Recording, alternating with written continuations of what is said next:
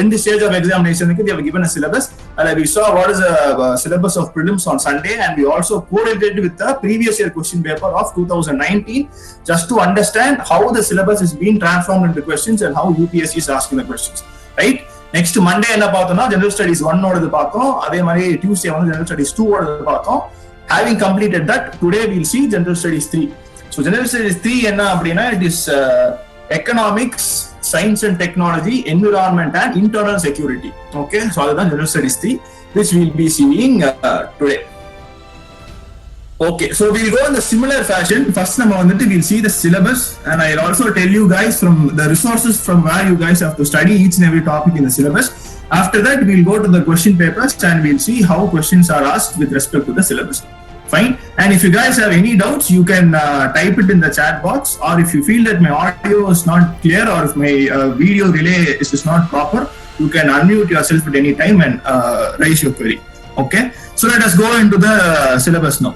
So first, we'll see the topics covered in the syllabus. First, technology. As I told you earlier, science and technology, economic development, biodiversity, environment, security, and disaster management. I forgot to introduce this topic. It is disaster management. See, in the disaster management, it is not only a topic with respect to economy and environment, it is a topic from geography. And a geographical phenomenon in the disaster management and அதனால நம்ம என்ன பண்றோம்னா நம்மளோட economic infrastructure நம்மளோட ஒவ்வொரு இன்ஃப்ராஸ்ட்ரக்சருமே வந்துட்டு it is contributing to our country's economy. So disaster அப்ப என்ன ஆகும்னா அவர் இன்ஃப்ராஸ்ட்ரக்சர் ஃபெயில். ஸோ ஒவ்வொரு வாட்டி இன்ஃப்ராஸ்ட்ரக்சர் ஃபெயில் ஆகும்போது if you don't have proper disaster management programmes we will not only lose our infrastructure, we will also lose our valuable human resources.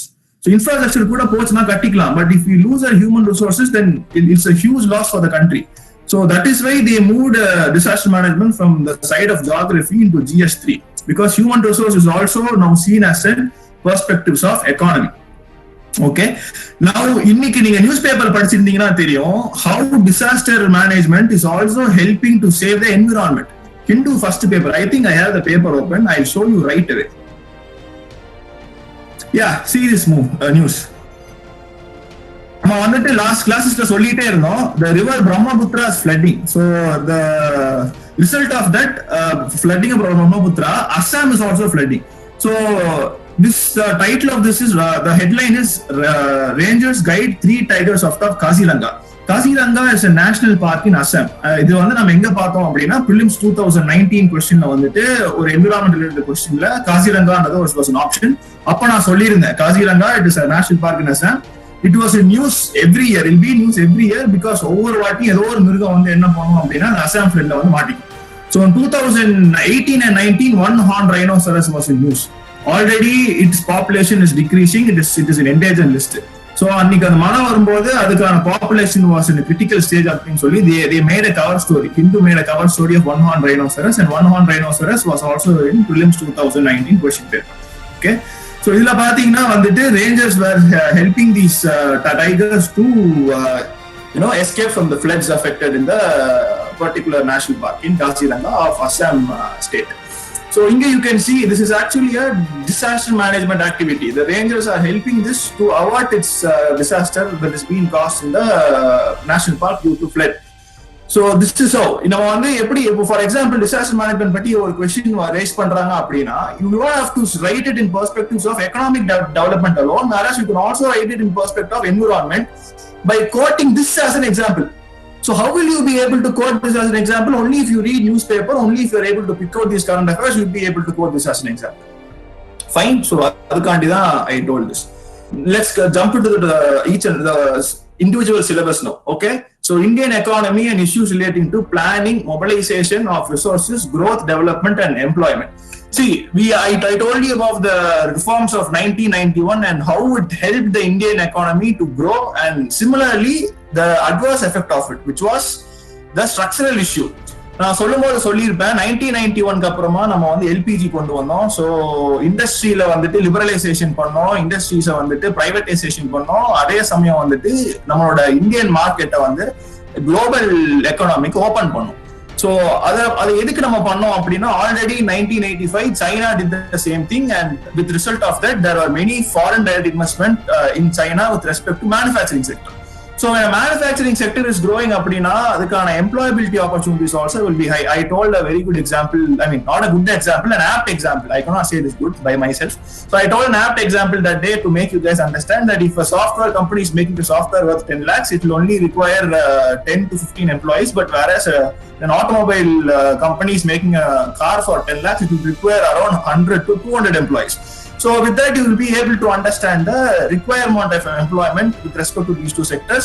And I also told you that the value that both of these, one is a good and one is a service. And the software partner is a service, automobile sector partner is a good.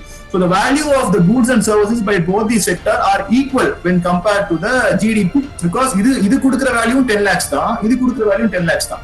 But in the 10 lakhs value கொடுத்தாலும், it is also empowering so many people into employment. Okay. So அதுதான் it's a structural flaw and இதெல்லாம் planningல வரும். Okay, so this structural flaw is just one big example just to make you guys understand why when there is growth in GDP, India is not considered as a developed country and why we still are facing unemployment issues. Okay, next mobilization of resources அப்படினா how to cater resources to specific industries such that we receive a inclusive growth and sustainable growth. அதுதான் வந்து இதுக்குள்ள வரும். இது எல்லாமே வந்துட்டு you will see it in the planning and in the full unitமே வந்துட்டு you will see in Indian economical history 11th NCERT, it is there in my drive link. If you go there you will be able to see. This எல்லாமே வந்துட்டு நம்மளோட history of economy தான்.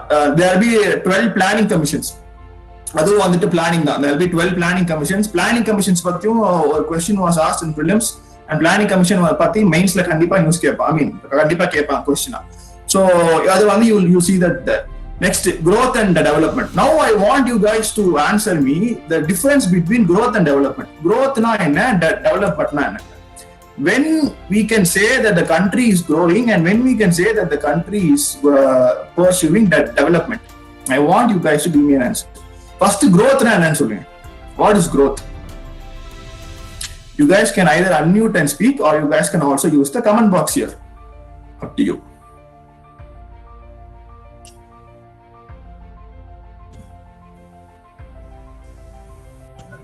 Hello. Okay. I just wanted to check if my internet connectivity is there. So what is growth? What is development? Anybody?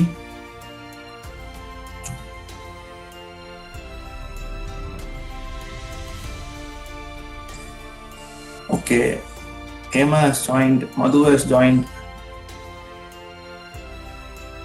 Okay. Gradual improvement from previous condition. What is this? Are you terming growth or are you terming development here? Gradual improvement from previous condition. Growth is gradual improvement from previous condition. So okay, now I'll ask you one more question. Is growth qualifiable or quantifiable?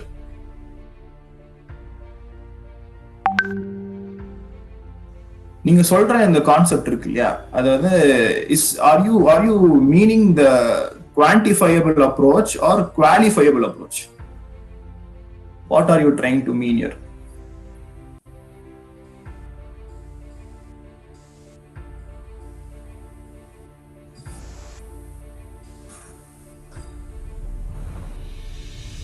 See, because why I'm asking you is gradual improvement from previous condition na quantitative வந்துட்டு நம்ம gradually improve பண்ணலாம் from previous condition.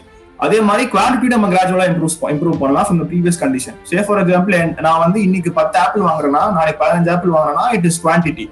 இதே வந்து நான் வாங்குற 10 ஆப்பிள்ல 9 apple வந்து நல்ல quality இருக்கு, 10 இன்னும் ஒரு ஆப்பிள் மட்டும் தான் கெட்டு போயிருக்கு. நாளைக்கு நான் வாங்குற 15 ஆப்பிளுமே நல்ல குவாலிட்டியில இருக்குன்னா my quality has improved.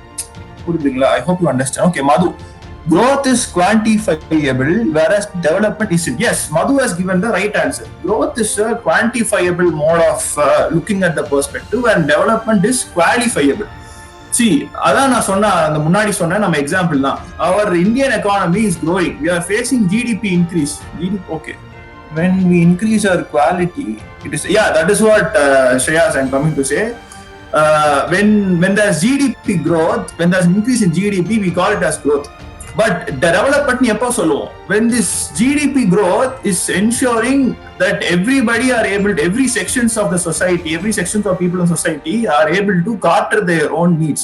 cater their own needs னா என்னன்னா, below poverty line கீழ யாருமே இருக்க கூடாது. எல்லாத்துக்கும் சாப்பாடு கிடைக்கணும், எல்லாத்துக்கும் வந்துட்டு க்ளோதிங் கிடைக்கணும், எல்லாத்துக்கும் ஷெல்டர் கிடைக்கணும். அதெல்லாம் தான் வந்துட்டு we call it as development. So development is a qualifiable approach and growth is a quantifiable approach. So this is a basic difference. growthக்கு வந்து நம்ம என்ன பண்றோம் அப்படின்னா, that will be monitored by the Reserve Bank of India. Reserve Bank of India தான் வந்துட்டு GDP growthக்கான tools measures எல்லாம் எடுப்பாங்க. whereas இந்த டெவலப்மெண்ட்ன்ற ஒரு ப்ராசஸ்க்கு வந்து finance ministry and other ministries in with regard to the finance ministry, they will be implementing schemes. See, இப்போ நம்ம standard of living ஒரு கான்செப்ட் எடுத்துட்டோம்னு வைங்களேன். What is standard of living? Can somebody answer what is standard of living? Standard of living. And why should we measure standard of living?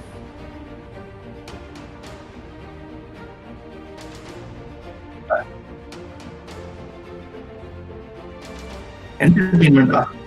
சரி, okay நீங்க வந்து Indian பெர்ஸ்பெக்டிவ்ல சொல்லுங்க. என்டர்டெயின்மெண்ட்லாம் இந்தியாவோட ஸ்டாண்டர்ட் ஆஃப் லிவிங் வராதுங்க. அதெல்லாம் வந்து டெவலப்டு நேஷன்ஸ். சொல்லுங்க.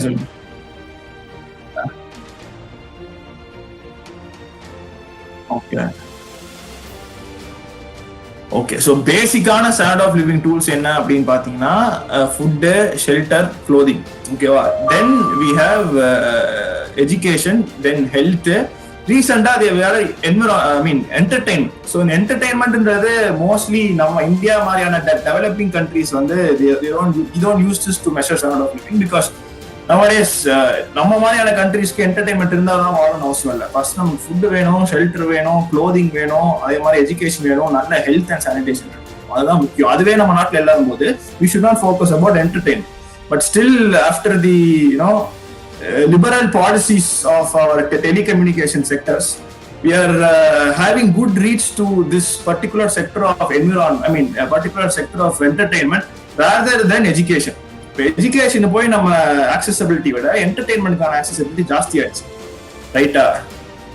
இப்போ ஜியோ வந்துட்டு 1.5 GB கொடுக்குறான் per day.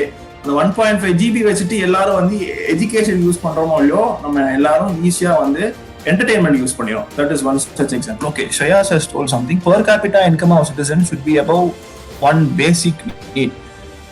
Yeah, per capita income.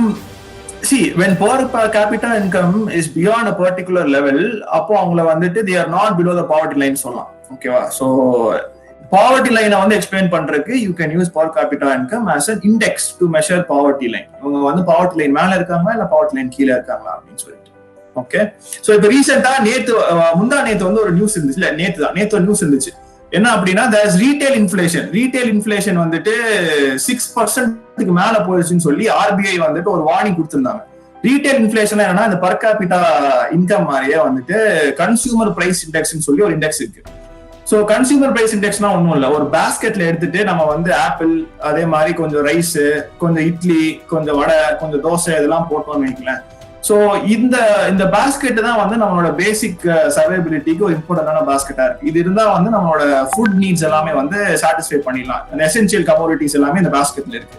So இந்த பாஸ்கெட்டோட பிரைஸ் வந்துட்டு எவ்வளோ ஜாஸ்தி ஆயிட்டு போகுது அப்படின்றதா வந்து retail inflation. So retail inflation நம்மளோட I'll speak this as we go. Inflation பத்தினா நான் பேசுவேன். I'll speak this as the syllabus progresses. Okay, just have this in mind. The retail inflation and consumer price index mother, just have this in mind. We'll see what it is in the upcoming slides. So as our participant said, growth and development adukana vyathyasam ipo ungalku purinjirukku nenikiren. So there are many schemes for development. enna mari schemes nu pathina, yesterday I was telling about Pradhan Mantri Garib Kalyan Anna Yojana. So in the COVID lockdown time la, when the poor sections of the people, they were all dependent on daily wages. So அவங்களுக்கான employability இப்போ இல்லாத போது என்ன பண்ணிட்டாங்க, அவங்களுக்கு வேஜஸும் வந்து cut பண்ணிட்டாங்க. So அவங்க வந்துட்டு ஹங்கர்ல போயிடக்கூடாது, they should also get food grains சொல்லிட்டு Pradhan Mantri Garib Kalyan Anna Yojana was introduced. Free food grains வந்துட்டு இவங்களுக்கு வந்து கொடுக்க ஆரம்பிச்சாங்க. Okay, so that is one of the development measures. அவங்களும் வந்துட்டு டெவலப் ஆகணும் அப்படின்னு இருக்காங்க. Okay, next employment. I hope you guys would have understood that example what employment is all about. Okay, inclusive growth and issues arising from it. inclusive growth na வந்து I again use that typical example to explain this. என்ன typical example அப்படின்னா, when government is spending on a particular sector, for example automobile sectorல மட்டும் government வந்துட்டு ஜாஸ்தியான government in a sense இப்போ இப்படி வச்சுக்கலாம், government வேணாம், இப்போ RBI இருக்காங்க, RBI வந்துட்டு என்ன பண்றாங்க அப்படின்னா வந்துட்டு ஆட்டோமொபைல் லோன்ஸ் எல்லாமே வந்துட்டு இன்ட்ரெஸ்ட் குறைக்கிறாங்க. ஆனா அக்ரிகல்ச்சர் லோன்ஸ்க்கான இன்ட்ரெஸ்ட் வந்துட்டு என்ன பண்றாங்க, குறைக்கிறதே இல்லை. சோ என்ன ஆகும், people will buy lots of loans for automobile sectors and that specific industry, automobile industry will grow. See, I'm just giving an it's not an absolute example because automobile industry is not growing these days.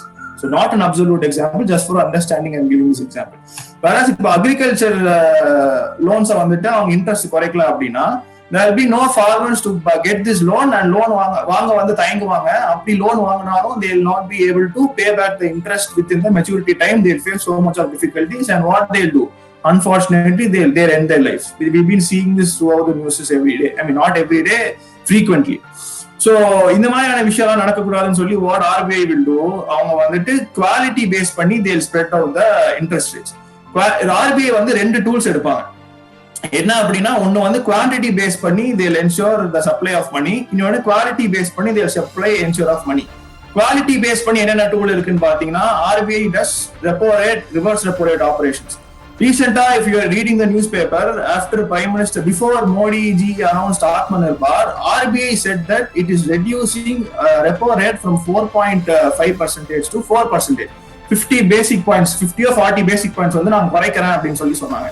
So அது மூலமா என்ன பண்றாங்கன்னா, loan வந்து ஜாஸ்தியா bank கொடுக்குற மாதிரி RBI did this. நான் வந்து இதுல இந்த repo rate, reverse repo rate நான் என்னன்னு சொல்லணும்னா, it will take more of time, but I am just relating to current affairs to just explain this. நீங்க ரெப்போ ரேட் பத்தி தெரியணும்னா you can go to indianeconomy.net and refer there. அப்படி இல்லைன்னா 12th NCERT macro economics, it is there in my drive link. You guys can go there and know what repo rate is. If not, after this session, at the end of the session, if you guys are staying up, I'll just say what repo rate is. Okay, so அந்த மாதிரி அதே மாதிரி RBI என்ன பண்ணுன்னா, quality base பண்ணி வந்துட்டு supply of மணியை கொண்டு வரும். அது எப்படின்னா, நான் இப்ப சொன்னேன் இல்லையா, இப்போ ஆட்டோமொபைல் இண்டஸ்ட்ரிக்கு மட்டும் இன்ட்ரெஸ்ட் ரேட்டை குறைச்சு காசு கொடுக்காம அக்ரிகல்ச்சருக்கு இன்ட்ரெஸ்ட் ரேட்டை குறைச்சு கொடுப்பாங்க. So what are the vulnerable sections of economy? அவங்களையும் நம்ம வந்து இன்க்ளூசிவ் growthக்குள்ள கொண்டு வரணும் அப்படின்னு சொல்லிட்டு அந்த vulnerable sections of economy ஏத்த மாதிரி RBI will instruct these banks to reduce the interest rates. So that is one example for inclusive growth and issues from it. என்னென்ன issues வருது? Are these people able to pay back the loans? Again, yesterday there was a news that RBI has warned the government that non-performing assets are increasing அப்படின்னு சொல்லி. இது என்ன நான் performing assets அப்படின்னா, இப்போ நான் லோன் வாங்கிட்டேன், அந்த லோனை வாங்கிட்டு நான் லோனை திருப்பி கட்டல அப்படின்னா it's become a non performing assets. So யாரெல்லாம் லோனை திருப்பி கட்டாம இருக்காங்களோ அந்த total magnitude of money or the value which is not being paid back is called as non-performing asset because it is no longer performing. It is no longer under circulation and it is no longer performing. So அதுதான் we call it as non-performing asset. So RBI yesterday's news, it has warned the government that non-performing assets are increasing அப்படின்னு சொல்லி. So நான் கொடுத்த காசுலாம் திருப்பி வந்துட்டு வர மாட்டீங்க அப்படின்னு சொல்லி they said. So these are one of the issues that is arising due to inclusive growth. Due to inclusive growth இல்ல, inclusive growth ஒழுங்கா பிளான் பண்ணேன்னா இதெல்லாம் நடக்கும். Next, one of the important aspects. Okay, I'll pause here for questions. Okay, there are no questions. So I am continuing that you guys are clear with the above mentioned topics. I know the concept of the repo rate and reverse repo rate is quite as an enigma. And the enigma வந்து நம்ம கடைசியா பார்ப்போம். Okay, because let us finish our agenda today. Next, government budgeting. See, okay, நான் RBI சொல்றது போனா இது சொல்லியிருக்கேன். See, money supply within a country is from 3 ways. Okay, ஒன்னு என்ன பண்றாங்க, banks வந்துட்டு லோனா கொடுக்குறாங்க. ஸோ அந்த லோன்ல இருக்கிற காசு என்ன வருது, இப்போ ஃபார் எக்ஸாம்பிள் அம்பானி வந்து என்ன பண்றாரு, ஒரு 1000 crores வந்து லோனா வாங்குறாரு ஒரு பேங்க் கிட்ட இருந்து. Okay, say for example State Bank of India கிட்ட இருந்து வாங்கிடுறாரு. அவர் அந்த 1000 crore என்ன பண்றாரு, அவரோட கம்பெனில இன்வெஸ்ட் பண்றாரு. இன்வெஸ்ட் பண்ணி என்ன பண்றாரு, he is going to buy land, labor and capital. நம்ம படிச்சிருப்போம், these are the factors of production அப்படின்னு சொல்லிட்டு, land, labor and capital. Land வாங்கி ஒரு இண்டஸ்ட்ரி வைப்பாரு. சோ அதுக்கு என்ன பண்ணும், அவரு ஒரு ரெண்ட் கொடுக்கணும் லேண்டுக்கு, கரெக்டா? அதே மாதிரி லேபர், லேபர்னா என்ன, he'll be employing people. So அவங்களுக்கு எல்லாம் என்ன கொடுப்பாரு, வேஜஸ் கொடுப்பாரு. நெக்ஸ்ட் கேபிட்டல், அவர் வந்து 10,000 crores வந்து அவர் வாங்கியிருக்காரு. ஸோ அந்த கேபிட்டலுக்கு என்ன பண்ணுவாரு, இன்ட்ரெஸ்ட் பே பண்ணுவாரு. ஸோ இது மூலியமா என்ன ஆகுது, is giving rent for the land owners, is giving wages for the labourers. அந்த லேபரர்ஸ் என்ன பண்ணுவாங்க, அந்த வேஜஸ் எடுத்துட்டு again they will go spend on something else. So through this, what will happen? The 1,000 crore rupee that Mr. Ambani got as a loan is now being circulated within the economy of India. So that is why எப்பவுமே bank என்ன பண்ணுவாங்க, loan கொடுக்கறக்கே பார்ப்பாங்க. Because loan கொடுத்தாதான் what will happen, money circulation will happen inside the country. இது ஒரு method. ரெண்டாவது method என்னன்னு பாத்தீங்கன்னா, கவர்மெண்டோடைய எக்ஸ்பெண்டிச்சர். கவர்மெண்ட் என்ன பண்ணும், for example they are constructing அதெல்லாம் விடுங்க, COVID-19 எடுத்துக்கலாம். கவர்மெண்ட் என்ன பண்றாங்க, ஒவ்வொரு ஸ்டேட் கவர்மெண்ட் என்ன பண்றாங்க, சென்டர் கிட்ட இருந்து தேர் ஆஸ்கிங் ஃபார் ஃபண்ட். எனக்கு வந்துட்டு ஹெல்த் இன்ஃப்ராஸ்ட்ரக்சர் டெவலப் பண்ண காசு வேணும். அதே மாதிரி இந்த பிபிஇன்னு சொல்றாங்க, பர்சனல் ப்ரொடெக்டிவ் எக்யூப்மெண்ட், இதெல்லாம் வாங்குறதுக்கு எனக்கு காசு வேணும். So what they're going and asking, they're asking to the central finance ministry for money. ஒரு 1,000 crores இல்ல ஒரு 9,000 crore கேட்டாங்கன்னு நினைக்கிறேன், தமிழ்நாடு ஏதோ இருக்கு. So அந்த மாதிரி they ask the money from the government. So what will government do, அவங்க கால்குலேஷன்லாம் பண்ணி பார்த்துட்டு அவங்க கிட்ட எவ்வளவு காசு இருக்கு, ஒவ்வொரு ஸ்டேட்டுக்கும் எப்படி பிரிச்சு கொடுக்கலாம்னு பார்த்துட்டு they will give money to every state. So what the state will do, they will create an asset. என்ன அசெட்னு பாத்தீங்கன்னா, they will again construct a hospital. The hospital construct பண்ணும்போது what they will do, they will again go for land, labor and capital. So they will again procure a land, and the land வந்து procure பண்றதுக்கு they will again release the money. அதே மாதிரி labour வேணும் அவங்களுக்கு கண்டிப்பா. So அந்த லேபருக்கு என்ன பண்ணுவாங்கன்னா, they will give wages. So government வாங்கின அந்த மணியை வந்துட்டு they are again circulating it into the economy. அடுத்து என்னன்னு பாத்தீங்கன்னா, ஃபாரின் ரிசர்வ்ஸ். ஃபாரின் ரிசர்வ்ஸ்னா வந்து again I'll give you a small example. It cannot be considered as an apt example, but again understanding will be useful. Now நான் வந்து ஒரு tyre manufacture, okay, tyre நம்ம automobile manufacturing company வச்சுக்கணும், ஓகேவா, Krishnakumar Motors அப்படின்னு சொல்லி, நான் ட்ரிஃப்டிங் டிராகன்ஸ் மோட்டார்ஸ் சொல்லிட்டு ஒரு சும்மா ஒரு கார் கம்பெனி வச்சிருக்கேன். நான் என்ன பண்றேன், அந்த கார் கம்பெனி எல்லாம் காரெல்லாம் ப்ரொடியூஸ் பண்ணி நான் என்னோட கண்ட்ரிக்குள்ள மட்டும் வித்தேன் அப்படின்னா, my revenue will only based on this country இடம். அதுக்கு நான் என்ன பண்றேன், I am going and selling, exporting my cars to USA, UK, Canada, Alaska, இந்த மாதிரி ஹில்லி. நான் ஒரு ஆஃப் ரோட் கார் வச்சிருக்கேன். ஆஃப் ரோட் கார் எல்லாம் வந்து இந்த மாதிரி ஆஃப் ரோட் டெரெயின்ல இருக்கிற கண்ட்ரீஸ்க்குலாம் விற்கிறேன். Now we know what is GDP. GDP is the total value of goods and services produced within a country in 1 year. Okay. So அந்த GDPல என்ன ஆகும், நான் வந்து இந்த இந்தியால தான் இருப்பேன். Okay. So but my earnings are from the foreign countries, but still my specific company is in India. So these earnings will also be included in GDP. Why? Because நான் வந்து என்ன பண்றேன், இவங்க கிட்ட இருந்து டாலர்ஸ்ல வாங்கிட்டு அந்த டாலர்ஸ் நான் என்ன பண்றேன், இந்தியால தானே ஸ்பெண்ட் பண்றேன். Because my home company is in India, I am just an exporter. இதே வந்து if I am having a company in USA, then this process will not happen. But if I am having a company within India and if I am exporting, then what will I do? I will spend all the dollars that I gained, which was out of the territory of India, within the territory of India. So again, I am creating a circulation of money. But this circulation of money did not come from the banks, it did not come from the government's expenditure, it came from the exports that I did to the foreign countries. Okay. So these are the three methods that the money supply is circulated within the country. So one of that method is called as government budgeting. Now சொன்ன government ஓட expenditure, that is called government budgeting. So every year ஒரு fiscal year முடியறதுக்கு ஒரு மாசத்துக்கு முன்னாடி our honorable finance minister will come and she will pass the budget in the parliament. So இந்த பட்ஜெட்ல என்ன இருக்கும் அப்படின்னு பாத்தீங்கன்னா, சிம்பிளா ஒரு இட்ஸ் ஜஸ்ட் பேலன்ஸ் ஷீட் மாதிரி தான். there will be receipts, there will be expenditures. So receiptsல என்ன வரும் அப்படின்னா, என்னென்ன எக்ஸ்பெண்டிச்சர் வந்து கவர்மெண்ட்டுக்கு வந்திருக்கு, எக்ஸ்பெண்டிச்சர் வரும்னா கவர்மெண்ட் என்னென்ன எக்ஸ்பெண்டிச்சர் பண்ணிருக்கு அப்படின்னு சொல்லி. So expenditure is greater than receipts அப்படின்னா the government is running in loss ன்னு அர்த்தம். If the receipts is greater than expenditure அப்படின்னா the government is not running in a loss, நம்மளோட கவர்மெண்ட் கொஞ்சம் ஸ்டேபிளா தான் இருக்கு. So when expenditure is greater than receipt, we call it as a fiscal deficit. இங்க வந்து இந்த term பாப்பீங்க நியூஸ்பேப்பர்ல, fiscal deficit. No, let us not go into deficit. So let us come here. So இப்போ வந்து receipt வந்துட்டு நம்ம government என்ன வருது, ஒரு 50 lakh crores வருதுன்னு வச்சுக்கோங்க. ஸோ அதுல இருந்தா கவர்மெண்ட் இஸ் அந்த ஒரு பர்டிகுலர் இயர் வந்துட்டு they have spent around 40 lakh crores. So அந்த 40 lakh crores is now released into the economy of the country for 1 year.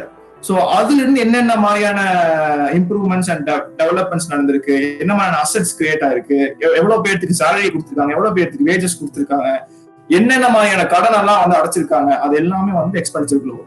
So this is what we call as government budgeting. Okay, the receipts and expenditure of government is called as government budgeting. So இதே government பண்ணுச்சுன்னா government budgeting. If RBI is doing, okay, in the example I told RBI. If RBI is doing, it is called as monetary policy. Okay, if RBI is doing is controlling the money supply அப்படின்னா it is called monetary policy.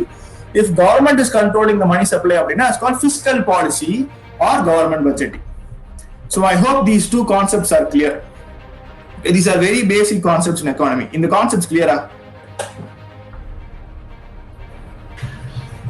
Monetary policy and fiscal policy. Monetary policy பண்றதுக்கு RBI will have tools. நான் சொன்ன மாதிரி. So repo rate and reverse repo rate is one such tool. அதை வந்து மாத்துறது மூலமா they will control the money supply. Fiscal policyன்றது government budget.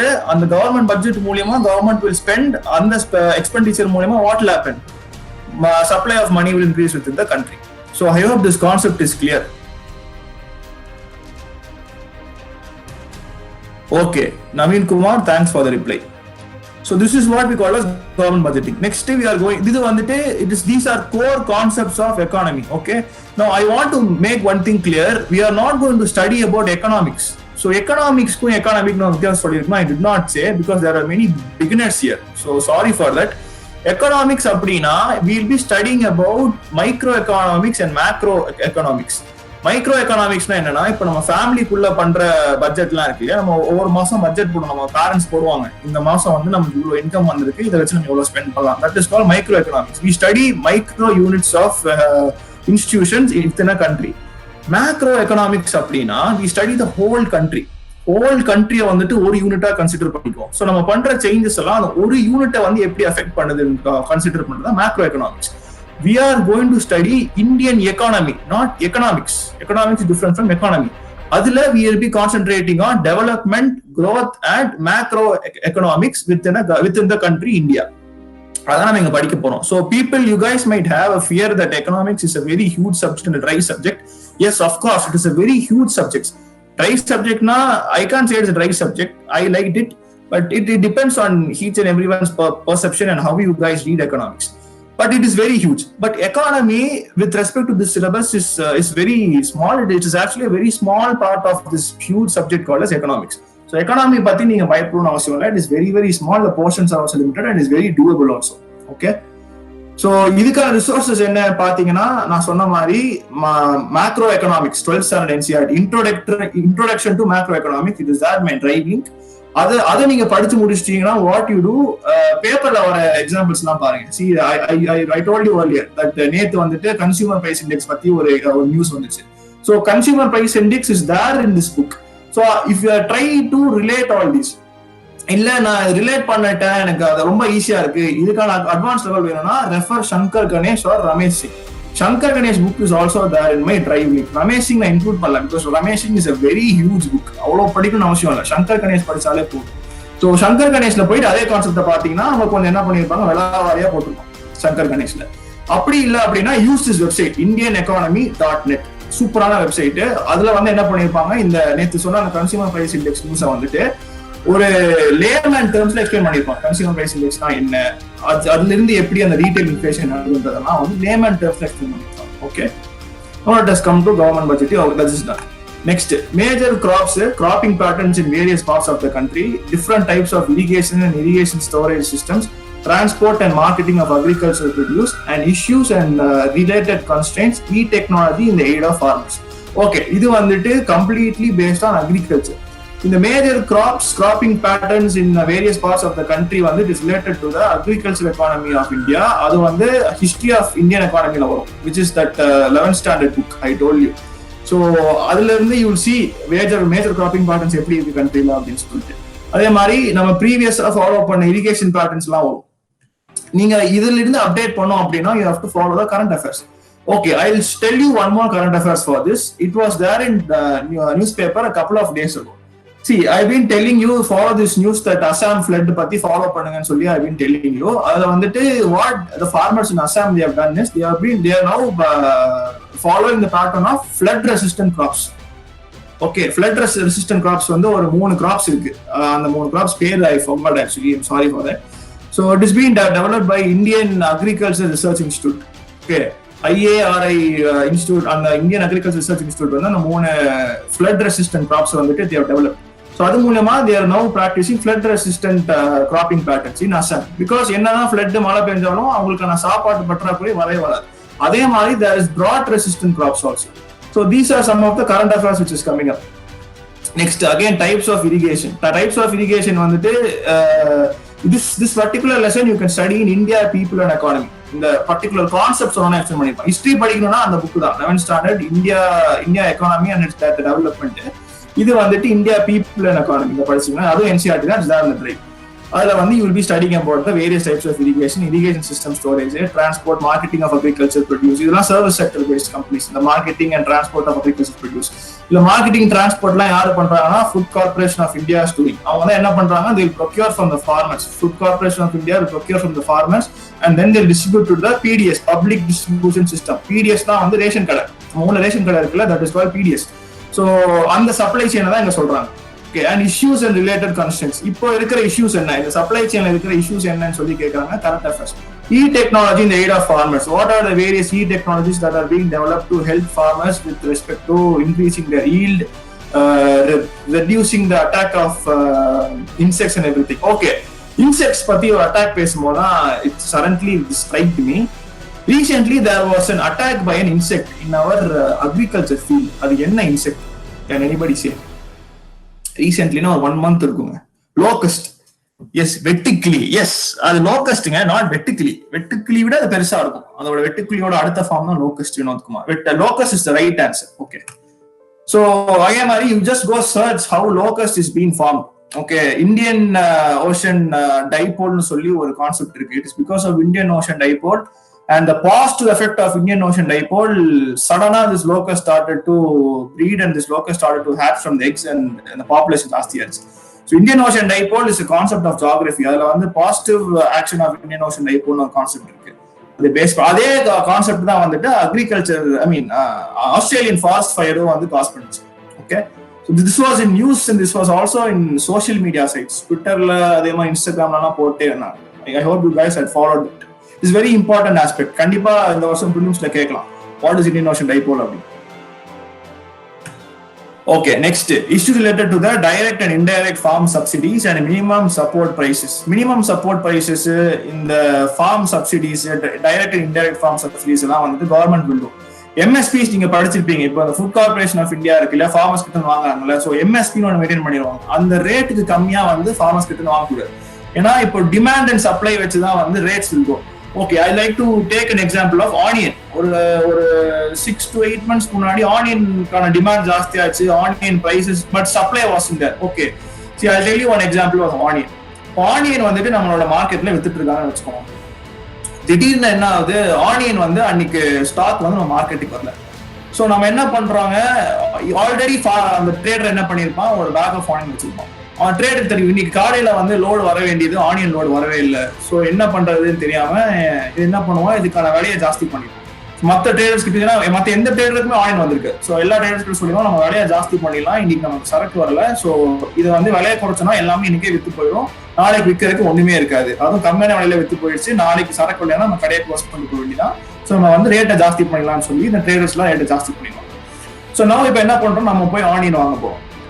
அப்போ என்ன ஆகுது, ஆனியனுக்கான டிமாண்ட் வந்து இவன் ரேட்டை ஜாஸ்தி பண்ணிட்டான், கம்மியான குவாலிட்டி தான் இருக்கு. ஸோ நம்ம என்ன பண்ணுவோம், ஓகே குறைவான ஆனியன் வாங்கிட்டு போகலாம் அப்படின்னு சொல்லிப்போம். அடுத்த நாள் என்ன பண்ணுவோம், ஆனியன் 10லயே சரி இன்னும் அடுத்த ஜாஸ்தி ஆனியன் வாங்க வரலாம், நாளைக்கு ஆனியன் வந்திருக்கும்னு சொல்லி நம்பிக்கையில வருவோம். ஆனா நாளைக்கும் என்ன இருக்காது, ஆனியன் வந்திருக்காது. திருப்பி என்ன ஆகும், நம்ம டிமாண்ட் ஜாஸ்தி ஆயிட்ட, நம்ம வீட்டுல வெங்காயமே இல்லை, நம்ம வாங்கியான வெங்காயம், அந்த டிமாண்ட் எப்படி இவங்க யூஸ் பண்றாங்க, பிரைஸ் ரைஸ் பண்ணி யூஸ் பண்றாங்கன்றது. ஏன்னா இவங்களுக்கு வேற வழி இல்லை, இந்த ஒரு பேக் ஆஃப் ஆனியன் தான் இருக்கு. ஸோ அதனால இவங்க பிரைஸ் ரைஸ் பண்ணிட்டே இருக்காங்க. ஸோ ஆனியனோட வேலை இதுதான் வந்து டிமாண்ட் அண்ட் சப்ளை கேர்வ்னு சொல்லுவாங்க. நம்மளோட பீப்புளுக்கு இருக்கிற டிமாண்டை மீட் பண்ற அளவுக்கு சப்ளை இருந்துச்சுன்னா பிரைஸ் வந்து ரைஸ் ஆகும். ஸோ இந்த பிரைஸ் ரைஸ் தான் என்ன சொல்றாங்க, இன்ஃபிளேஷன் சொல்றாங்க. ஸோ நம்ம எப்ப நமக்கு டிமாண்ட் ரைஸ் ஆகுதோ அதுக்கு நமக்கு சப்ளை, அந்த டிமாண்டை காட்டர் பண்றதுக்கு சப்ளை இல்லைன்னா இன்ஃபிளேஷன் விளக்க. ஸோ அந்த ஆனியன் ரிலேட்டடா ஏன் சப்ளை ஆனா பீப்புள் ஹோல்டு, அந்த ஃபார்மர்ஸ் கிட்ட இருந்து ஒரு ட்ரேடரோ அந்த மர்ச்சன்ட் என்ன பண்ணா ஹோல்டு பண்ணி லாக் பண்ணிட்டான், நான் கொடுக்க மாட்டேன் அப்படின்னு சொல்லி. எப்படி அவனுக்கு தெரியும் எப்படி இருந்தாலும் பிரைஸ் ஜாஸ்தி ஆகும், ஜாஸ்தி ஆனதுக்கு அப்புறம் வித்துக்கலாம், அப்பதான் அவனுக்கு ஜாஸ்தியான காசு வரும்னு சொல்லி holding of onion took place. Okay, so that is one basic concept. I hope you guys would have understand demand and supply. So இப்போ இந்த மர்ச்சன்ட் வந்துட்டு ஃபார்மர் கிட்ட இருந்து ஆனியன் வாங்குறாங்க அப்படின்னா அவங்க வந்து மினிமம் சப்போர்ட் பிரைஸ் கீழே வாங்கக்கூடாது. அது வந்து கவர்மெண்ட் ரூல். பிகாஸ் இப்போ வந்து ஆனியனுக்கு இப்போ டிமாண்டே இல்லைன்னு வச்சுக்கோங்களேன். டிமாண்டே இல்லை அப்படின்னா என்ன ஆகும், ஆனியன் விற்கவே மாட்டேங்குன்னு சொல்லி இவங்க என்ன பண்ணுவாங்க, ரொம்ப கம்மியான ரேட்ல விற்பாங்க. ஸோ அப்போ வந்து இவங்க வாங்கும் போது என்ன பண்ணுவாங்க, கம்மியான ரேட்ல தான் வாங்குவாங்க. ஏன்னா இந்த ஆளுக்கும் தெரியும் மார்க்கெட்ல வந்து ஆனியன் கம்மியா தான் இருக்குன்னு சொல்லி இந்த ஆளும் கம்மியான ரேட்டுக்கு தான் கொடுப்பாங்க. ஸோ இவன் கம்மியான ரேட்டுக்கு கொடுக்கும்போது என்ன பண்ணுவான், ஃபார்மர் கிட்ட எப்படியும் கம்மியான ரேட்டுக்கு வாங்கிடலாம், ஏன்னா அப்பதான் ப்ராஃபிட் மார்ஜின் ஜாஸ்தியாக கிடைக்கும், கம்மியான ரேட்டுக்கு வாங்க பார்ப்போம். அப்படி வாங்கினா என்ன ஆகும், ஃபார்மருக்கான லாஸ் ஆகும். Because farmer is doing so many hardships, he is putting lots of investment in money, investment in sweat, blood, work, everything to grow that one chunk of onion. So அவனுக்கு லாஸ் ஆகக்கூடாதுன்னு சொல்லி what government is doing, minimum support prices சொல்லி ஒரு concept வச்சிருக்காங்க. அதே மாதிரி ஒவ்வொரு subsidies வச்சிருக்காங்க. அந்த டைரக்ட் அண்ட் இன்டைரக்ட் ஃபார்ம் சப்சிடிஸ்னா, டைரக்ட் ஃபார்ம் சப்சிடிஸ்க்குல ஃபர்டிலைசர்ஸ் எல்லாம் வரும், use all these directly into the farm. Indirect form சப்சிடிஸ்னா இந்த டிராவலிங் எக்ஸ்பென்சஸ், டிரான்ஸ்போர்டேஷன்ஸ் அதெல்லாம் வரும். Okay, next public distribution system. Again I told you this is nothing else then இதோட expansion தான். இது நம்ம சப்ளை செயினா படிச்சோம், இங்க நம்ம தனியா படிக்கிறோம். அதோட அப்ஜெக்டிவ்ஸ் என்ன, ஃபங்க்ஷனிங் என்ன லிமிடேஷன்ஸ் என்ன மாதிரியான ரீவேம்ப் எல்லாம் பண்ணிருக்காங்க, issues of buffer stock. I told you இந்த பஃபர் ஸ்டாக்ஸ் கான்செப்ட், அந்த ஆனியன் சொல்லும்போது நான் சொன்னேன் buffer stocks and food security. 2019 வந்து நேஷனல் ஃபுட் செக்யூரிட்டி பில் ஒன்று லான்ச் ஆயிருக்கு. Go read national food security bill. Okay, 2019 it was launched. Next வந்து technology missions, economics of animal rear. Okay, so animal rearing and agriculture, இதுக்கு வந்து we call it as integrated farming approach. In integrated farming approach வந்து it is been followed for a couple of years in India. மற்ற கண்ட்ரீஸ்லாம் they have been doing it for a long part of time. என்ன அப்படின்னா அனிமலோடைய வேஸ்ட்டை வந்துட்டு அப்படியே அக்ரிகல்ச்சருக்கு மேனரா போடுறது தான் integrated form. அதே மாதிரி அக்ரிகல்ச்சர்ல இருந்து வர ஈல்ட வந்துட்டு அனிமல்ஸ் போட்டு என்ன பண்ணுவாங்க, they use it as a cycle. So maximum yield வந்து வித்துருவாங்க, மிஞ்சி போற ஈல்ட வந்து அனிமல் போட்டுருவாங்க. அதே மாதிரி அனிமல் கிட்ட இருந்து வர வேஸ்ட் வந்து ஃபர்டிலைசர் யூஸ் பண்ணிடுவாங்க. அனிமல் நல்லா சாப்பிடும், அனிமல் கிட்ட இருந்து என்ன பண்ணுவாங்க, பால் கறப்பாங்க, பால் எடுத்து விற்பாங்க. இதுதான் இன்டெகிரேட்டட் ஃபார்மிங். ஸோ இது யாரு பண்ணலாம் அப்படின்னா வந்துட்டு ஃபேமிலிஸ் ஆஃப் ஃபார்மிங் இருக்காங்க இல்லையா. ஸோ இப்போ ஒவ்வொரு ஃபேமிலிஸ் பேக்யார்ட் ஃபார்மிங் சொல்லுவாங்க. பேக்யார்ட் ஃபார்மிங் பண்றவங்களாம் வந்து இன்டெகிரேட்டட் ஃபார்மிங் பண்ணாங்கன்னா it will be very profitable for. I think ஒரு கொஸ்டின் கேட்டாங்க 18லயோ 19லயோ, I forgot somewhere this question came. Okay, food processing and related industries in India, scope and significance, location, upstream and downstream requirements, supply chain management. Food processing industries. Food processing industry நோடனா உடனே லேஸ்க்கு போயிடாதீங்க. Lace எல்லாம் வந்து Indian food processing industry கிடையாது. It is an US food processing industry established in India. Indian food processing இண்டஸ்ட்ரிக்கான ஒரு நல்ல ஒரு example சொல்லுங்க. நம்ம இண்டிஜினஸா இருக்கிற ஒரு food processing industry. Yes, Amul. அதே மாதிரி ஆவின் இருக்கா, ஆவின் பால் வந்து தமிழ்நாடுவோட ஃபுட் ப்ராசஸிங் இண்டஸ்ட்ரி. அதே மாதிரி மில்மான்னு சொல்லி கேரளால வச்சிருக்காங்கன்னு நினைக்கிறேன், அது கேரளாவோடைய food processing industry, government own industry. Amul is a corporate, okay, Indian corporate. So அதுக்கான ஸ்கோப் என்ன இருக்கு, சிக்னிஃபிகன்ஸ் என்ன இருக்கு. nowadays government is issuing schemes to increase food processing industries in India. இது வரைக்கும் நமக்கு வந்து மில்க், அந்த ஒயிட் ரெவல்யூஷனுக்கு அப்புறமா மில்க்ல நம்ம லாஸ்ட் ப்ரொடியூசர் ஆஃப் மில்க் இந்த வேர்ல்ட் ஆயிட்டோம்.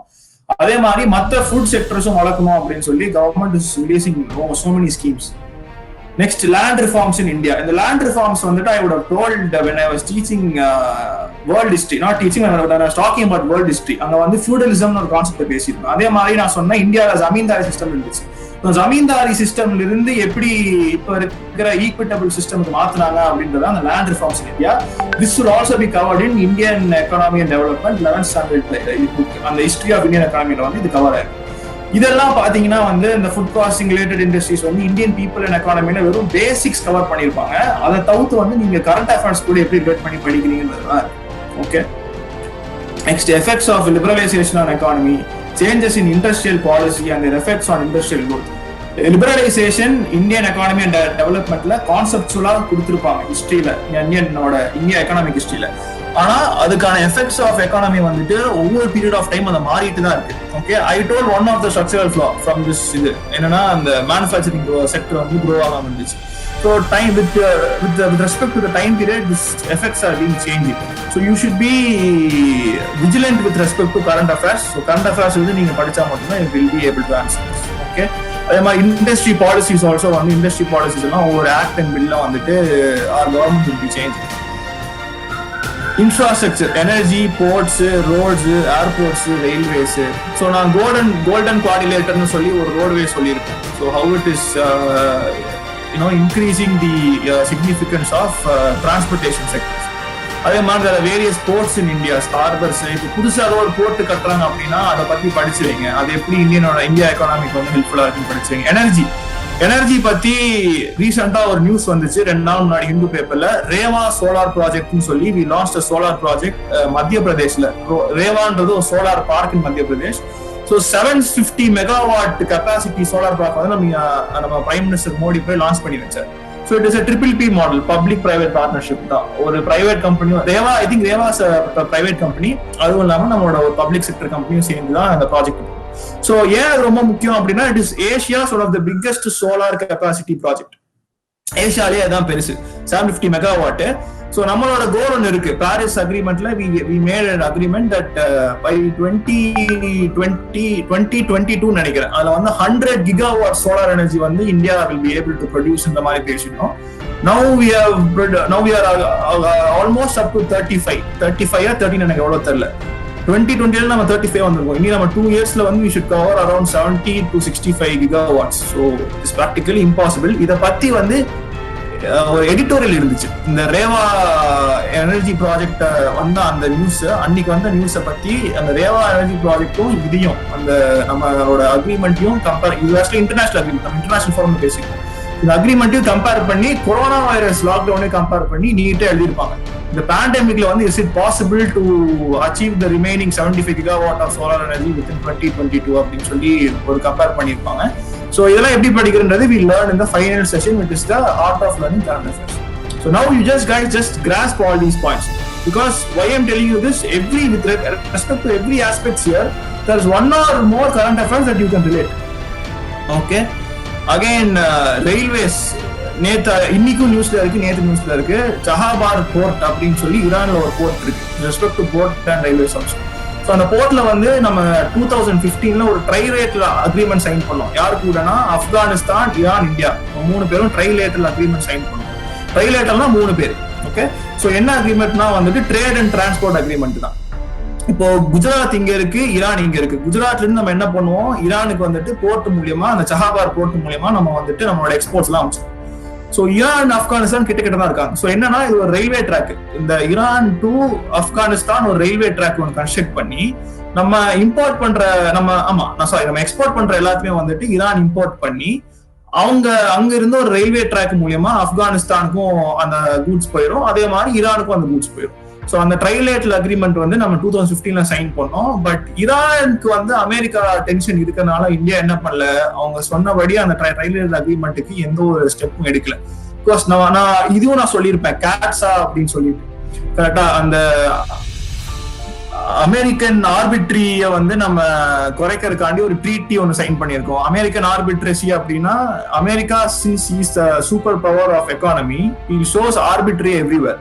இப்போ ஈரான் கூட அமெரிக்காவுக்கு ஒரு கோல்டு வார் இருக்கு, இந்தியா ஈரான் கூட வந்து ஒரு ரிலேஷன்ஷிப் வைக்கிறாங்க அப்படின்னா America will source ஆர்பிட்ரி towards India and நம்ம கிட்ட வந்துட்டு ஒரு நம்மளோட டாக்ஸ் ரேட்ஸ் எல்லாம் ஜாஸ்தி பண்ணிடும். So that will be a loss for India. And அதே மாதிரி நம்ம ரிலேஷன்ஸ்ல வந்துட்டு ஒரு விரிசல் வந்துடும். That is again a very big loss for India. Already Trump என்ன பண்றாரு, விசா மூலியமா நமக்கான ஒரு டென்ஷனை வந்து கிரியேட் பண்ணிட்டு இருக்காரு. ஸோ இது வந்துருச்சு அப்படின்னா it will be a very big blow for India. So what India did, okay நம்ம ஈரான் இப்போதைக்கு எதுவும் பண்ண வேணாம், ஈரான் அப்படியே விட்டுலாம் சொல்லி விட்டாங்க. ஈரான் என்ன பண்ணிட்டாங்க, இந்தியா வந்து வராதுன்னு சொல்லிட்டு ஈரானே வந்துட்டு அந்த ப்ராஜெக்டை வந்து இந்தியா கிட்ட சொல்லாமலாம் ஆரம்பிச்சிட்டாங்க. So that is why the Chabahar port was a news recently. Okay, so அந்த கேட்ஸா பத்தி போய் பாருங்க. நெக்ஸ்ட் வந்து investment models.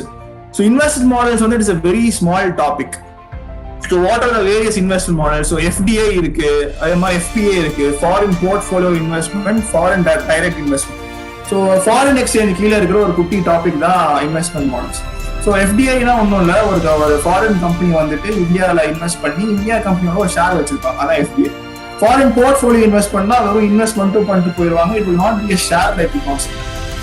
That is one basic understanding between FDI and FPA. Next is science and technology, developments and their application and effects in everyday life. This is a very basic concept. இது வந்து நம்ம Hindu news பேப்பர்ல every Sunday science and technology ரிலேட்டடா ஒரு cover story வரும். So அதை படிச்சீங்கன்னா வந்து ஆல்மோஸ்ட் இந்த கொஸ்டின்லாம் ஆன்சர் பண்ணிடலாம். ஓகே, ஸோ இந்த இன்ஃப்ராஸ்ட்ரக்சர் இன்வெஸ்ட்மெண்ட் மாடல் எல்லாம், இந்த investment model is there in introductory to macro economics. Infrastructure வந்துட்டு ஒன்னே நம்மளோட கரண்ட் அஃபேர்ஸ் மட்டும் தான். ஓகே, இதுவும் வந்து கரண்ட் அஃபேர்ஸ் தான். Achievements of India and science and technology, indigenization of technology and developing new technology, again current affairs. Indigenization na நம்ம ஊர்லயே நம்மளே நமக்கு தேவையானதெல்லாம் வந்து உற்பத்தி பண்றதா indigenization. Again this is current affairs. Next, awareness in the field of information technology, space, computers, robotics, nanotechnology, biotechnology and issues relating to intellectual property. They are just asking you to be aware. IT ல என்ன நடக்குது? AI நடக்குது, ML நடக்குது, artificial intelligence, machine learning. So space என்ன நடக்குது? இப்போ ISRO space sector வந்துட்டு இப்போ ஆத்ம நிர்பார் மூலமா it is open to the private. So அந்த பிரைவேட் ஓப்பன் பண்ணதுனால there will be more start ups and new entrepreneurship ventures in to space sector. So அந்த மாதிரியான விஷயம். Next computers. So what are the new improvements in computers? Cloud computing ஒரு concept இப்போ புதுசாக போயிட்டு இருக்கு. அதே மாதிரி பிளாக் செயின், பிக் டேட்டா அதெல்லாம் related to computer. Next robotics, nanotechnology, biotechnology, issues related to intellectual property rights. IPR பத்தி patenting is a part of IPR. இந்த IPR நம்ம எங்க பார்ப்போம்? பிலிம்ஸ்ல நம்ம क्वेश्चन பார்த்தோம் patenting பத்தி. ஸோ இப்படிதான் இப்போ பிலிம்ஸோட சிலபஸ் பாத்தீங்கன்னா ரொம்ப பிரீஃபா இருக்கும்.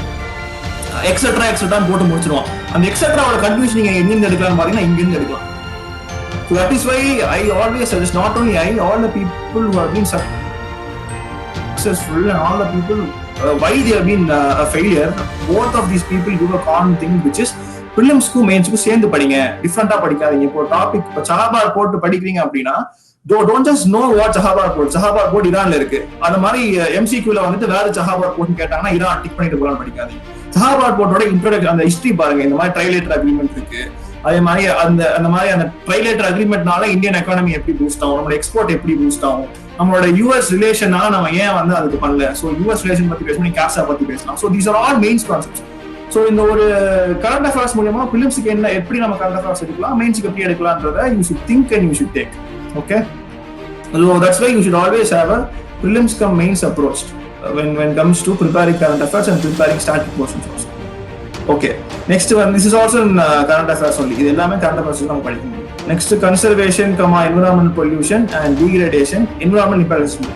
So from science and technology to awareness, it was complete science and technology. Till investment models, it was economic. Now we are going to environment. From conservation, it is environment. Till இது வரைக்கும் சொல்லலாம். அந்த ரெண்டு topic தான் வந்து environment. Disaster management வந்துட்டு it is both economic and related to environment. So conservation, environment pollution, degradation, environment impact assessment, இது வந்து very basic concept. Environmental impact assessment வந்து some of you might not be familiar of this word. இன்னும் ஒன்றும் இல்லை, when an industry is set to establish in a village or in a place, what government will do, நம்மளோட environment ministry வந்துட்டு ஒரு commission setup பண்ணி அந்த இண்டஸ்ட்ரினால வர effluents எல்லாம் ஸ்டடி பண்ணி என்ன பண்ணுவாங்க, ஒரு மீட்டிங் நடத்துவாங்க அந்த லோக்கல் கவர்மெண்டோட. ஸோ அந்த வில்லேஜ்ல இருக்கிற ஒவ்வொரு பீப்புளும் அந்த மீட்டிங் அட்டென்ட் பண்ணி this commissions with concern of the industrial stake holders அவங்களையும் வச்சுட்டு திஸ் கமிஷன் வில் சே இந்த இண்டஸ்ட்ரி இங்கே செட்டப் பண்றதுனால இந்த மாதிரியான எஃபெக்ட்ஸ் எல்லாம் வரும், இந்த மாதிரி எஃப்ளூயன்ஸ் எல்லாம் வரும். ஸோ இந்த எஃப்ளூயன்ஸ்க்குலாம் உங்களுக்கு வந்து in case if there is any hazardous impacts they will say there is hazardous impacts. If not, they will say there is no hazardous impacts. So இதெல்லாம் ப்ரீஃப் பண்ணி முடிச்சுட்டு they will give time for the locals to raise questions. So அவங்க questions எல்லாம் rice பண்ணி முடிச்சதுக்கப்புறம் only when there is harmony created with these people, the industry's establishment will go on. That is called as environment impact assessment. அந்த industry வரனால எப்படி வந்து environment impact ஆகுது assess பண்ணி பீப்புளுக்கு புரிய வைக்கணும். அதுக்கேற்ற மாதிரி பீப்புளும் அதை வந்து ஓகேப்பா நீங்க வந்து வைங்க, ஒன்றும் பிரச்சனை இல்லைன்னு சொல்லி சொல்லுவாங்க. So நீங்க இத பத்தி பேசும்போது there is always a conflict between economic development and environment. இப்போ நம்ம இண்டஸ்ட்ரி வந்து ஒரு வில்லேஜ்ல செட் பண்றோம் அப்படின்னா அங்க இருக்கிற ஹியூமன் ரிசோர்ஸ் எல்லாமே வந்துட்டு எம்ப்ளாயபிலிட்டி கேரண்டி இருக்கு. ஆனா அதே சமயத்துல if it is damaging the environment அப்படின்னா இப்போதைக்கு அந்த எம்ப்ளாயபிலிட்டி வந்துட்டு it be fruitful, but on the long run their life itself will degrade. So there's இது ஒரு விஸ்கஸ் சைக்கிள் தான் இந்த கான்ஃபிளிக்ட். விஸ்கஸ் சைக்கிள்னா வந்து ஏதோ ஒரு இதில் அது வந்து கண்டினியூ ஆகிட்டே இருக்கும். So unless or until we develop a sustainable way of industries, ஒரு ரெனியூவபிள் சோர்ஸை வந்து நமக்கு ஒரு ப்ரிடாமினன்ட் சோர்ஸாக மாற்றுற வரைக்கும் திஸ் விஸ்கஸ் cycle will continue going on. Okay, so now I like to pause for questions before going on to disaster management and internal security. Okay, China and Iran is joining together. Yes, they have signed up a trade and military. Yes, they have signed up a trade and military partnership. You are right. China and Iran are joining together. See, நம்மளோட friend நமக்கு friend, நம்மளோட enemy இன்னொருத்தனுக்கும் ரெண்டு enemies இருக்காங்கன்னா நம்மளோட ரெண்டு எனிமிஸும் அவனுக்குள்ள ஒரு friendship create பண்ணி நம்ம எப்படி போட்டு தரலாம் பார்ப்போம். அதான் இந்த கான்செப்ட். இது வந்து இப்போ இந்த ட்ரேட் மிலிட்டரி பார்ட்னர்ஷிப் போட்டிருக்கான்றது you don't have to study no, because இந்த நியூஸ் வந்து திஸ் ஷுட் பி தேர். அந்த ட்ரேட் மிலிட்டரி பார்ட்னர்ஷிப் வந்து இந்தியாவை எப்படி அஃபெக்ட் பண்றது வரைக்கும் நீங்க படிக்கணும். Just get to no, you don't have to take notes. when there's a news that இந்தியாவுக்கு இவ்வளோ லாஸ் ஆயிருக்கு அப்படின்னு ஒரு நியூஸ் வந்து கண்டிப்பா பேப்பர்ல வரும். அன்னைக்கு என்ன பண்ணும், நீங்க குடுக்குன்னு எடுத்து நோட்ஸ் எழுதி. ஸோ அது வரைக்கும் just get to know, because these are called as developing news. இதெல்லாம் வந்துட்டு ஒவ்வொரு நாளும் வந்து முன்னேறிட்டே போயிட்டு இருக்கும். சைனா அது பேசுவான், ஈரான் இது பேசுவான். ஒரு கட்டத்துல வந்துட்டு இந்தியா இருப்பாங்க. அப்ப நம்ம என்ன பண்ணோம், அப்ப நம்ம நோட்ஸ் எடுக்காங்க. Okay okay, now we'll go into the disaster and the disaster management. So disaster management வந்து ஜியோகிராஃபில இருக்கும். இதுக்கு ஸ்பெசிஃபிக்கான புக் எதுவும் இல்லை. நம்ம வந்துட்டு ஒவ்வொரு வாட்டியும் டிசாஸ்டர் வரும்போது நியூஸ் பேப்பர்லேயே தெளிவாக அனலைஸ் பண்ணிருப்போம். இப்படிதான் டிசாஸ்டர்ஸ் மேனேஜ் பண்ணாங்க. Now COVID-19 can also be considered as a disaster management. So ஒவ்வொரு ஸ்டேட்டும் இந்த மாதிரி கேரளா இஸ் நம்ம model state for COVID-19. Okay, so அந்த மாதிரி கேரளாவோட ஒரு மாடல் ஸ்டேட்டை வந்துட்டு ஹிந்துவில் ஒரு கவர் ஸ்டோரியா போட்டிருந்தான். ஒரு சாட்டர்டே கவர் ஸ்டோரி போடும். ஸோ ஃபுல் பேஜ் கவர் ஸ்டோரியா போட்டிருந்தான். It was very nice. டீட்டெயிலாக வந்து எக்ஸ்பிளைன் பண்ணியிருப்பாங்க. கேரளாவோட ஹெல்த் மினிஸ்டரோட இன்டர்வியூ நல்லா இருக்கும். அவங்களோட இன்டர்வியூல இருந்து ஒவ்வொரு மெஷர்ஸ் ரைட் ஃப்ரம் லோக்கல் கவர்னன்ஸ்ல இருந்து ஸ்டேட் கவர்னன்ஸ் வரைக்கும் எப்படி அவங்க அந்த ஹைரார்கி மெயின்டைன் பண்ணி COVID-19 டேக்கிள் பண்ணாங்க. Then their knowledge with respect to the history of diseases the state has witness from Nipah, Zika virus அதெல்லாம் வந்து முன்னாடியே அந்த ஸ்டேட் பார்த்துருந்தாலும் அந்த நாலேஜ்லாம் எப்படி அவங்க ஹெல்ப்ஃபுல்லா இருந்துச்சு அப்படின்றதெல்லாம் நீ டீட்டெயிலா போட்டிருப்பாங்க. So this is disaster management. And again often cyclone வந்துச்சு. ஸோ கொல்கத்தால வந்துட்டு, sorry not Kolkata, West Bengal, Kolkata inside West Bengal, but we consider West Bengal இருக்கும். ஸோ வெஸ்ட் பெங்கால் எப்படி வந்து ஆம்ஃபான் சைக்ளோன் வந்து டேக்கிள் பண்ணாங்கன்றது, ஆம்ஃபான் சைக்ளோனுக்கு அப்புறமா அந்த அந்த விஷயத்தை பத்தி கவர் ஸ்டோரி, அது மூலியமா நீங்க வந்து இதுக்கு நோட்ஸ் எடுத்துக்கலாம். திஸ் இஸ் ஹவ் சைக்ளோன் வந்தா இப்படிதான் டிசாஸ்டர் மேனேஜ்மெண்ட் பண்றாங்க, ஒரு டிசீஸ் வந்தா இப்படிதான் டிசாஸ்டர் மேனேஜ்மெண்ட் பண்றாங்கிறது you can take notes. Next, linkages between development and spread of extremism. This is internal security. இதுல இருந்து எல்லாமே internal security. Okay, spread of extremism. Extremismனா ஒன்றும் இல்லைங்க, insurgency சொல்லுவாங்க. Okay, now can you guys tell me what insurgency is? There has been lots of movies regarding insurgency.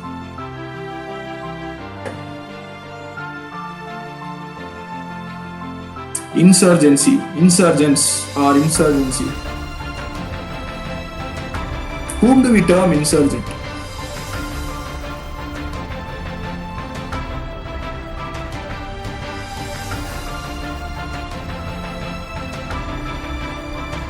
Am I audible, guys?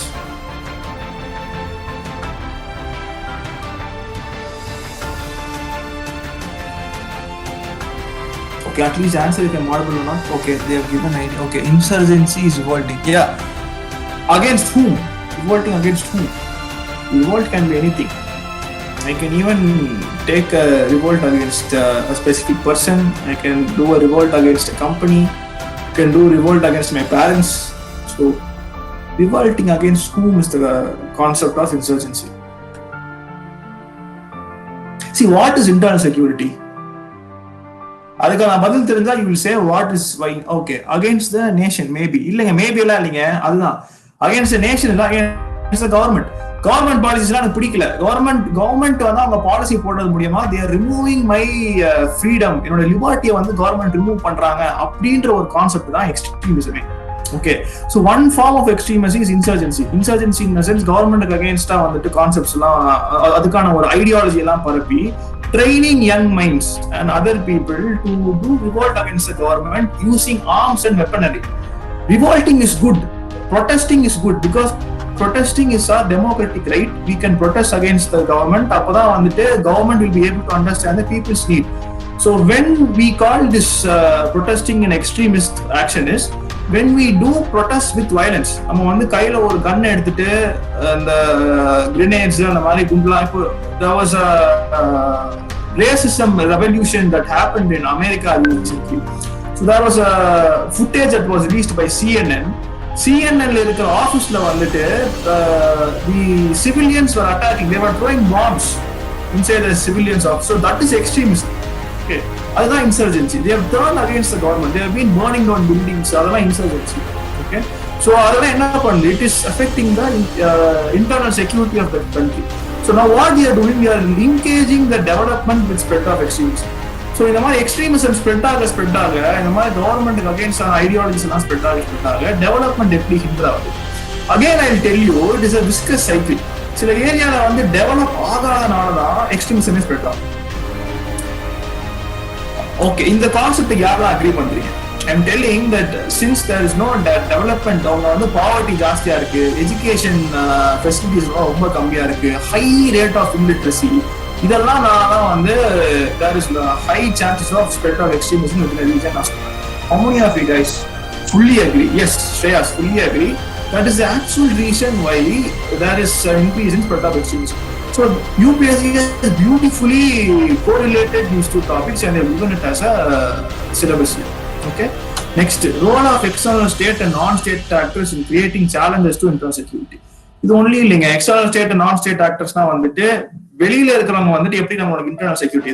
C, ஒரு நல்ல news ரீசெண்டா ஒரு gold smuggling case ஒன்று நடந்துச்சு. C, it is not directly link to UPSC syllabus. அந்த gold smuggling case நீங்க follow பண்ணீங்களா? கேரளால வந்து right from UAE they have been smuggling gold and it has been happening for years. ஆமா, இப்பதான் வந்து ரீசெண்டா NIA வந்து இன்டர்ஃபியர் பண்ணாங்க, நேஷனல் இன்வெஸ்டிகேஷன் ஏஜென்சி. அவங்க உள்ள வந்து கேஸை வந்துட்டு இன்வெஸ்டிகேட் பண்ண உடனே கண்டுபிடிச்சாங்க கேரளாவுக்கும் இதுக்கும் வந்து கோல்ட் ஸ்மக்லிங் நடந்துட்டு இருக்கு அப்படின்னு சொல்லிட்டு. I hope you guys will be following the news.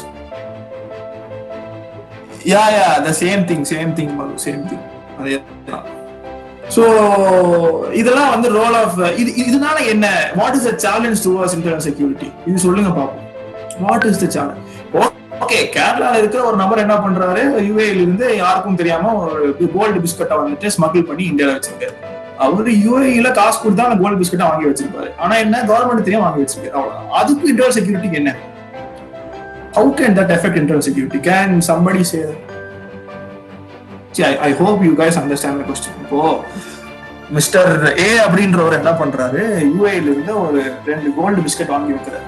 கவர்மெண்ட்டுக்கு தெரியாம வாங்கி வைக்கிறார். கஸ்டம்ஸ் எல்லாம் ஜம்ப் பண்ணிட்டு வாங்கி வைக்கிறார். யாருக்கும் தெரியாம ஒரு நீட்டா ஒரு போர்ட்ல வந்து அவங்க அந்த கோல்டு பிஸ்கட்டை கொடுத்துட்டு போயிடுறாங்க. அந்த போர்ட்ல இருந்து அவர் பாக்கெட்ல வச்சுட்டு கொண்டு வந்தாரு வீட்டுக்கு. சோ இப்ப அவரோட வீட்டுல வந்து அந்த கோல்டு பிஸ்கட் பத்திரமா இருக்கு. இதனால எப்படிங்க இன்டர்னல் செக்யூரிட்டி பாதிக்கும்?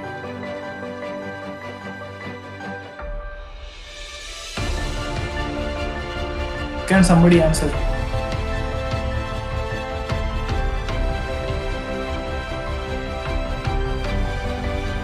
Okay, I'll give you one more hint. இப்போ நம்ம வந்து இல்லீகலா சம்பாதிச்ச பணத்தை லீகலா செலவு பண்ண முடியுமா?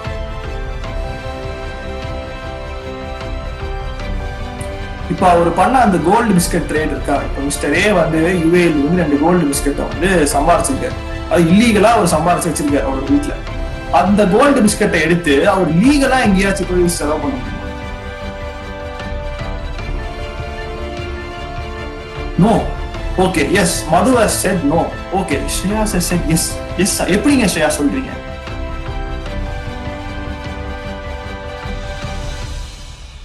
என்கிட்ட ஒரு 3 கிலோக்கு கோல்டு பிஸ்கட் இருக்கு. என்கிட்ட இல்ல, அந்த மிஸ்டர் A கிட்ட இருக்கு. ஓகே, சோ அவர் எப்படிங்க அந்த 3 கிலோ கோல்டு பிஸ்கட்டை போய் எங்க வைப்பாரு?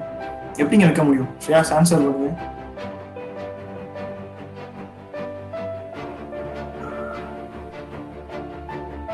எந்த கடையில போய் அதை வாங்குவாங்க?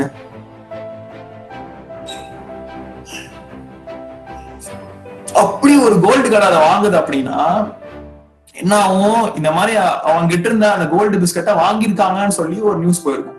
சோ இந்த மாதிரி 2 கிலோ 3 கிலோ கோல்டு நீங்க வச்சிருந்தீங்கன்னா ஃபர்ஸ்ட் உங்ககிட்ட என்ன கேட்பாங்க, இத எங்க இருந்து வாங்குனீங்க அப்படின்னா அந்த கடைக்காரன் கேட்பான். நீங்க என்ன சொல்லுவீங்க, நான் வந்து இந்த இடத்துல இருந்து வாங்கியிருக்கேன் அப்படின்னு சொல்லி.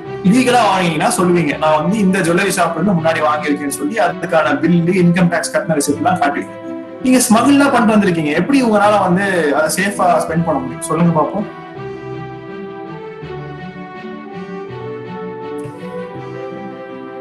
You can't, right? It is practically impossible. So what they'll do, இப்போ இந்த மாதிரி இல்லீகலா மணி வருதுன்னு வச்சுக்கோங்க ஃபாரின்ல இருந்து, அந்த இல்லீகலான மணி எதுக்கு பண்ணுவாங்கன்னா இல்லீகலா ஸ்பெண்ட் பண்ணுவாங்க. எதுக்கு ஸ்பெண்ட் பண்ணுவாங்க? டெரரிசம் ஆக்டிவிட்டிஸ் யூஸ் பண்ணலாம். அடுத்து என்ன பண்ணலாம்? ட்ரக் டிராபிகிங் பண்ணலாம். இந்த பணத்தை வந்துட்டு இல்லீகலா மாத்தி ட்ரக்ஸுக்கு வந்து இன்வெஸ்ட் பண்ணி ட்ரக்ஸுக்கான ஸ்பெட்டை வந்துட்டு கொடுக்கலாம். Okay, again Kerala is also region where there is drug trafficking in rise. First பஞ்சாப்ல தான் ஜாஸ்தியான ட்ரக் டிராபிகிங் இருக்கு. உத்தரா பஞ்சாப்னு ஒரு சூப்பரான ஒரு ஹிந்தி மூவி இருக்கு, அதை பாத்தீங்கன்னா அழகா புரியும் எப்படியெல்லாம் வந்து நம்ம நாட்டுல வந்து ட்ரக் டிராபிகிங் பண்றாங்க. ஸோ சிமிலர்லி கேரளாவிலும் இப்போ ரீசெண்டாக ட்ரக் டிராபிக் அதெல்லாம் எப்படி வருது? இந்த மாதிரி வர பணத்தை தான், இல்லீகலா வர பணத்தை லீகலா மாற்ற முடியாதுன்னு சொல்லி இல்லீகலாவே இந்த மாதிரி கொஞ்சம் கொஞ்சமா வித்து வச்சு என்ன பண்ணிடுவாங்க, ஒயிட் மணியா மாத்திட்டே இருப்பாங்க. ஸோ அந்த ஒயிட் மணியா மாத்திரக்கு என்ன பண்ணுவாங்க, லீகலா இன்வெஸ்ட் பண்ணி மாற்ற மாட்டாங்க, இல்லீகலான குட்ஸுக்கு தான் இன்வெஸ்ட் பண்ணி மாற்றோம். அம்யூனிஷன், ட்ரக்ஸ், அதே மாதிரி இந்த மாதிரி எக்ஸ்ட்ரீமிஸ்ட் ஐடியாலஜிஸ் எல்லாம் ஸ்ப்ரெட் பண்றதுக்கான விஷயங்களுக்கு எல்லாம் யூஸ் பண்ணலாம். So that is why it is a threat to the internal security. I hope you guys understand this. Understand ஆகலனா question கேளுங்க. Next, challenges to internal security through communication networks, role of media and social networking size in internal security challenges. Basics of cyber security, money laundering and its prevention. Okay, challenges to internal security through communication networks. All of us know that all of our data are being handled by top companies like Google, Amazon. இப்போ ரீசெண்டா TikTok ban பண்ணாங்க. When government banned TikTok, என்ன justification கொடுத்தாங்கன்னா data insecurity இருக்கு, data இன்செக்யூரிட்டினால தான் நாங்க வந்துட்டு டிக்டாக்கை வந்து பேன் பண்ண சொன்னோம். அதே மாதிரி கவர்மெண்ட் என்ன சொல்லியிருக்காங்க, பேன் மட்டும் பண்ணது இல்லாம எல்லா army, navy and air force officer, எல்லா மிலிட்டரி ஆஃபீஸர்ஸோட போன்ல இருந்துமே டிக்டாக் அன்இன்ஸ்டால் பண்ண சொல்லிட்டாங்க. Even though it is banned, I think you can still use it. அது எனக்கு சரியா தெரியல, because I am not using TikTok, I am not use TikTok. So அது எனக்கு தெரியல. But after the ban, the government has released a press release stating that all military officers should uninstall the app. So ban பண்ணியிருந்தா ஆட்டோமேட்டிக்கா அது work ஆகாம போயிருக்கணும். So maybe it was working, that is why government asked them to uninstall. So that is why I told that concept.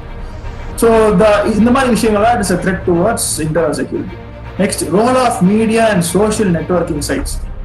இப்போ TikTok was a social networking platform apart from being an app and sucking our data. So அதெல்லாம் வந்து இப்போ extremist பிலாசபிஸ்லாம் என்ன பண்ணலாம், media மூலியமா கொண்டு வரலாமா, இல்லைன்னா சோஷியல் மீடியாஸ் மூலியமா, சோஷியல் நெட்வொர்க்கிங் சைட்ஸ் மூலியமா கொண்டு வரலாமா? So it is a threat towards internal security, right? Next, basics of cyber security. Cyber security is a different concept from threat of extremism. இது வந்துட்டு இன்டர்நெட் யூசேஜ் மூலமா உங்களை வந்துட்டு seat பண்ணி என்ன சொல்ற, உங்களோட பேங்க் அக்கௌண்ட் ஹேக் பண்றது, உங்களை சீட் பண்ணி உங்களை யூஸ் பண்ணி அவங்களோட ப்ராபகண்டாலாம் நடத்திக்கிறது, அதெல்லாம் சைபர் செக்யூரிட்டி கீழே வரும். நெக்ஸ்ட், மணி லாண்டரிங் தான் நான் இப்ப சொன்னேன். என்ன சொன்னேன், இப்போ வந்து இல்லீகலா நம்ம ஒரு பணத்தை வந்து சம்பாதிக்கணும் அப்படின்னா அதை வந்து பிளாக் மணியா தான் வரும். அந்த பிளாக் மணி எப்படி நம்ம ஒயிட் மணியா மாத்தோம், மணி லாண்டரிங் பண்ணி தான் மாத்தோம். That is called as money laundering. கருப்பு பணத்தை வெள்ளை பணத்தை மாத்துறது தான் வந்து மணி லாண்டரிங். அதை எப்படி ப்ரிவென்ட் பண்றாங்க? மணி லாண்டரிங் ப்ரிவென்ஷன் ஆக்ட்னு ஒரு ஆக்ட் இருக்கு. ரீசெண்டா வந்து ராகுல் காந்தி ஓன் பண்ணியிருந்த 3 NGOs மேல NIA வந்து இன்வெஸ்டிகேஷன் நடத்தியிருக்காங்க. ஏன் அப்படின்னா இந்த basis of money laundering prevention act and also அந்த basis of FCRA, foreign contribution regulation act. இப்போ சிவாஜி படத்துல வந்து காட்டியிருப்பாங்க, மணி லாண்டரிங்கும் காட்டியிருப்பாங்க, ஃபாரின் கான்ட்ரிபியூஷன் எப்படி ஃபாரின் கான்ட்ரிபியூஷனை வந்து பிளாக் மணியா வர ஃபாரின் கான்ட்ரிபியூஷன் எப்படி ஒயிட்டா மாற்றாங்க காட்டியிருப்பாங்க. So money laundering act and foreign contribution regulation act, all these are acts to prohibit and prevent all this. Okay, so I hope you guys understand. Idu allame current affairs anga, everything is current affairs. Security challenges and their management in border areas, linkages of organized crimes with terrorism. So organized crime onnu illa, plan panni attack pandrathu. For example 2008 terrorist attack. So these are organized crimes with terrorism. So in the border areas nala eppadi organized crimes la jaasti agudhu. அதுதான் இப்போ பாகிஸ்தானோட border கான்செப்ட்னால என்ன பண்ணாங்க, நம்ம 2008ல hotel Taj which is close to the India gate, அதே மாதிரி இன்னொரு ஹோட்டல்ல வந்துட்டு they bomb. Next, various security forces and agencies and their mandate. So I use a security force here, National Intelligence Agency. So the National Intelligence Agency is a very security force. That security force was introduced after the bombing of 2008 attack. The 2008 attack மாதிரி இன்னும் நடந்துடக்கூடாது அப்படின்றனால தான் வந்து national intelligence ஏஜென்சியே வந்துட்டு India என்ன பண்ணாங்க, first கொண்டு வராங்க. ஸோ அவங்களுடைய மேண்டேட்ஸ்லாம் என்ன? So when you find a news that NIA is investigating upon somebody's NGO against FCRA, அதாவது foreign contribution regulation act base பண்ணி அவங்க இன்வெஸ்ட் பண்றாங்க அப்படின்னா what you should do, you should first go to Google, you should Google what NIA is, what FCRA is. So NIA எந்த மினிஸ்ட்ரிக்குள்ள இருக்கு, home மினிஸ்ட்ரிக்குள்ள இருக்கு, அவங்களுக்கு என்னென்ன மேண்டேட், அவங்களால என்னென்னலாம் பண்ண முடியும், NIA மாதிரி வேற என்ன ஏஜென்சி இருக்கிறதெல்லாம் கூகுள் பண்ணி நோட்ஸ் எடுத்து வச்சிட்டீங்கன்னா இந்த topic confusion. So guys, now we have come to the conclusion of the syllabus. Okay, so I'm stopping here for doubts. Sir, any doubts?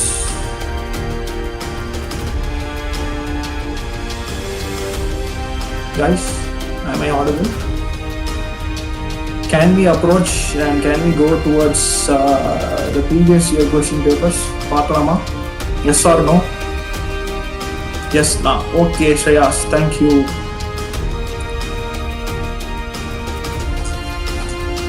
Yeah, this is 2019 mains paper 3. Okay, so first question, GST. So government budgeting la வரதான் வந்து GST. So GST வந்துட்டு direct டாக்ஸா indirect டாக்ஸா, அதை first சொல்லுங்க பாப்போம். Okay, இங்கேயே கொடுத்துட்டாங்க indirect taxes. சரி, okay fine, விடுங்க. So GST is actually an indirect tax. Okay, income tax வந்து indirect taxா இல்ல direct taxா சொல்லுங்க. Income tax, everybody are paying income tax. Is it an indirect tax or a direct tax? அது புரிஞ்சாதாங்க அந்த question என்னால அந்த இது எப்படி கான்செப்ட் சொல்லி என்னால சொல்ல முடியும். Direct tax. Why Shreyas it is a direct tax? Why is it a direct tax? ஏன் income tax நம்ம direct tax னு சொல்றோம்? You are right, it is a direct tax, but why is it a direct tax? Why not an indirect tax?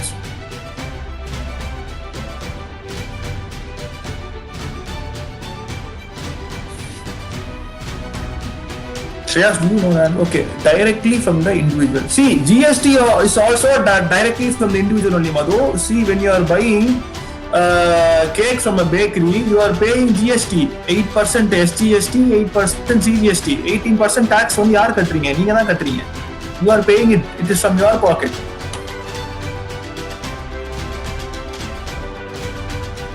Shreyas has said part of income directly paying as tax. Yeah, that is called income tax. அது ஏன் வந்து direct tax, GST indirect tax? Madhu, I hope you got my point. GST also you are only paying. The shop is not paying. You are paying it to the shop is paying it to the government. So it is coming from whose pocket? Your pocket. The cake 100 rupees க்கு விற்கிறாங்க அப்படின்னா அந்த 100 rupeesல இருந்து 18% குறைச்சு the shopkeeper is not paying it to the government. அந்த 100 rupees plus 18% போட்டு is getting it from you and then okay. GST is applied when we buy a commodity.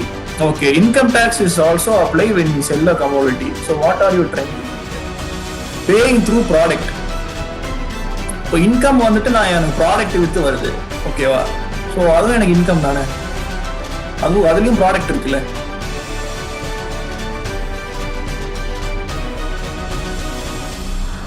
See, again, wealth tax னு இருக்கு. Wealth tax is also the direct tax. அதுவும் when we buy a commodity தான் வரும்.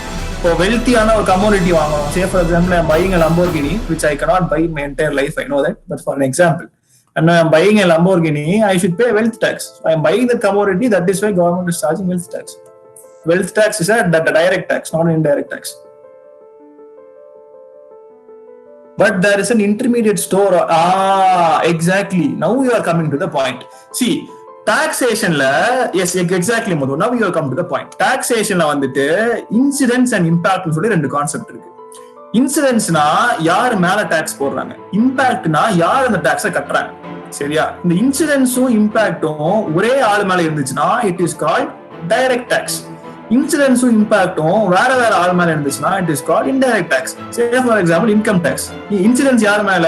அந்த income சம்பாதிக்கிறவங்க மேல. யார் அதுக்கு காசு கட்டுறா? அந்த சம்பாதிக்கிற இன்கமே தான் காசு கட்டுறாரு. சோ அந்த இன்கம் சம்பாதிக்கிறது தான் காசு கட்டுறாரு. So it is called direct tax. Now let us come to GST. GST யார் மேல போடுறாங்க? அந்த goods or services விற்கிறவங்க மேல போடுறாங்க. So it is incident upon the seller of the goods or services. But who is paying the tax? It is being paid by the individuals who are going and shopping there. So impact வந்துட்டு வேற ஒருத்தர் கிட்ட இருக்கு, insurance வந்து வேற ஒருத்தர் கிட்ட இருக்கு. So that is why we call that as indirect tax. Now I hope you guys will understand taxation better. இதுக்கப்புறம் நீங்க என்ன டாக்ஸேஷன் பார்த்தாலும் you just have to see the impact on insurance. அது உங்களுக்கு புரிஞ்சிருச்சுனாலே அது இன்டைரக்ட் டாக்ஸா இல்ல டைரக்ட் டாக்ஸா நீங்க ஈஸியா படிச்சுக்கலாம். This is a very easy method to just differentiate between direct and indirect taxes. Now you guys understand? Shayas, Maheshwar, Madhu and all those here, you guys understand what direct tax, indirect tax is? Yes, na? Yes bro, okay, thank you, fine. So now let us see this question. Enumerate the indirect taxes which have been subsumed in goods and services tax, GST. GST வந்து 2015ல கொண்டு வந்தாங்க. ஆனா எப்ப அவன் கேள்வி கேட்டிருக்கான்? 2019ல கேட்டிருக்கான். ஆக்சுவலா சின்ஸ் ஜூலை 2017 15லே சொல்லிட்டாங்க நான் GST கொண்டு வர போறேன் அப்படின்னு சொல்லிட்டு. So also comment on the revenue implications of GST introduced since July 2017. So subsumption of indirect taxes in the GST. So initially there was many indirect taxes.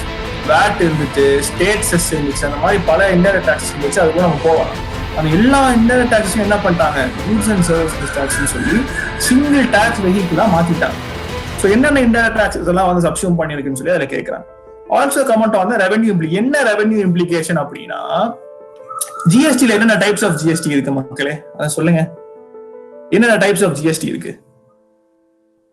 நீங்க போயிட்டு ஒரு கடைக்கு போறீங்க, கடைக்கு போய் வாங்கும்போது ஒரு பில் போட்டு கொடுப்பான். அந்த பில்லுல என்னென்ன ஜிஎஸ்டி இருக்கு?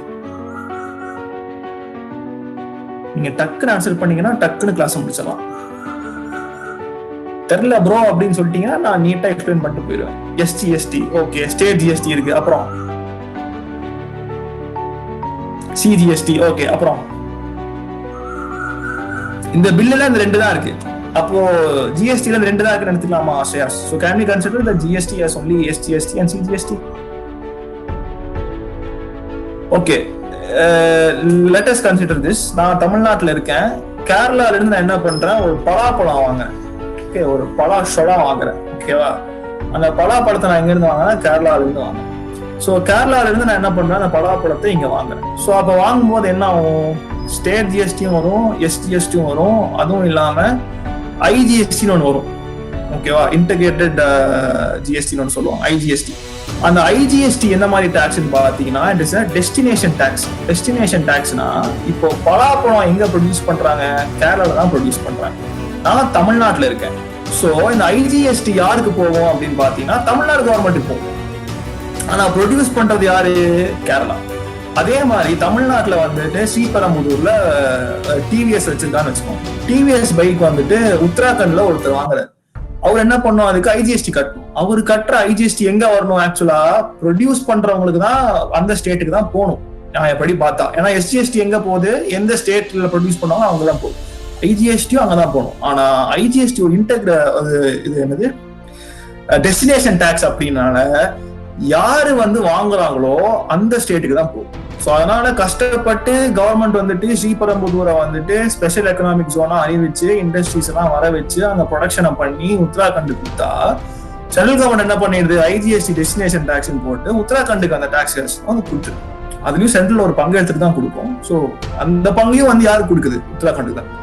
It is a very important concept here. நிறைய ஸ்டேட் கவர்மெண்ட்ஸ் வந்து அதுல என்ன பண்ணிருக்காங்க, especially state governments who are producing everything. தமிழ்நாட்டுல வந்து ஆட்டோமொபைல் செக்டர் ரொம்ப முக்கியம். இந்தியாவில வந்துட்டு தமிழ்நாட்டுல தான் ஆஃப்டர் நொய்டா நினைக்கிறேன். தமிழ்நாட்டுல தான் வந்துட்டு நொய்டா கூட இல்ல, தமிழ்நாடு தான் நிறைய ஆட்டோமொபைல் செக்டர்ஸ் இருக்கு.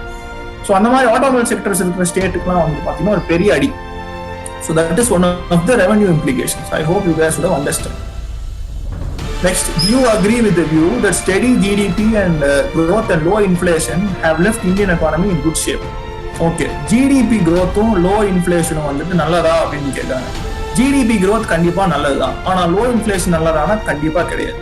இன்ஃபிளேஷன்னா நான் உங்ககிட்ட சொல்லியிருப்பேன், when there is a demand, அதுக்கான டிமாண்டை கார்டர் பண்றதுக்கு சப்ளை இல்லை அப்படின்னா என்ன ஆகும், நம்ம டிமாண்டை ஏற்ற மாதிரி கூட்ஸ் கொடுக்கணுமே அப்படின்னு சொல்லி ப்ரைஸை ஜாஸ்தி பண்ணிடணும்.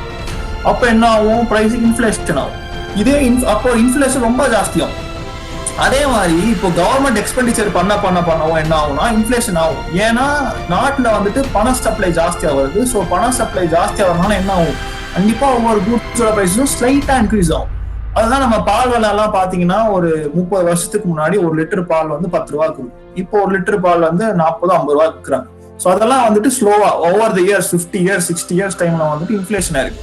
அப்படியே நம்மளோட கரன்சிஸ் இருக்கு. நம்மளோட தாத்தா பாட்டி எல்லாம் சொல்லியிருப்பாங்க, நான் இருக்கும் போதெல்லாம் 5 ரூபா வச்சு என்னெல்லாம் வாங்கலாம் தெரியுமா, இன்னைக்கு வந்து 50 ரூபா வச்சு கூட ஒண்ணுமே வாங்க முடியல அப்படின்னு சொல்லி நம்ம தாத்தா பாட்டி எல்லாம் சொல்லுவாங்க. It's because of the slow inflation that is been appearing. So இந்த லோ இன்ஃபிளேஷன் என்ன பர்சன்ட்ல இருக்கலாம் அப்படின்னா 4% ± 2%. ஸோ 2% to 6% வரைக்கும் இருக்கலாம்.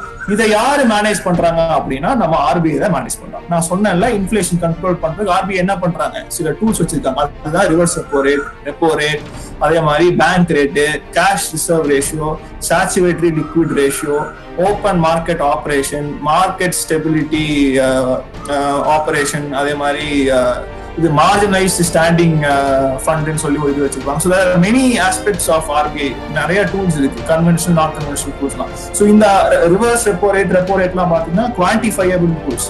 சரி, குவாலிஃபையபிள் டூல்ஸ். குவாலிஃபையபிள்னா வெறும் மணி சப்ளை வந்துட்டு குறைக்கிறது, ஜாஸ்தி பண்றது. அதே மாதிரி ஆர்பிஐ கிட்ட குவாலிஃபையபிள் டூல்ஸ் இருக்கு. நான் ஃபர்ஸ்டே சொன்னேன், ஆர்பிஐ நினைச்சாதான் என்ன பண்ண முடியும், ஒரு பர்டிகுலர் செக்டரை வந்து க்ரோ பண்ண முடியும். குவாலிஃபையபிள் டூல்ஸ் வச்சு என்ன பண்ணுவாங்க ஆர்பிஐ அப்படின்னா, இப்போ ஆட்டோமொபைல் செக்டர் வந்து கீழே இருக்குன்னா ஆட்டோமொபைல் லோனை வந்து குறைச்சிருவாங்க.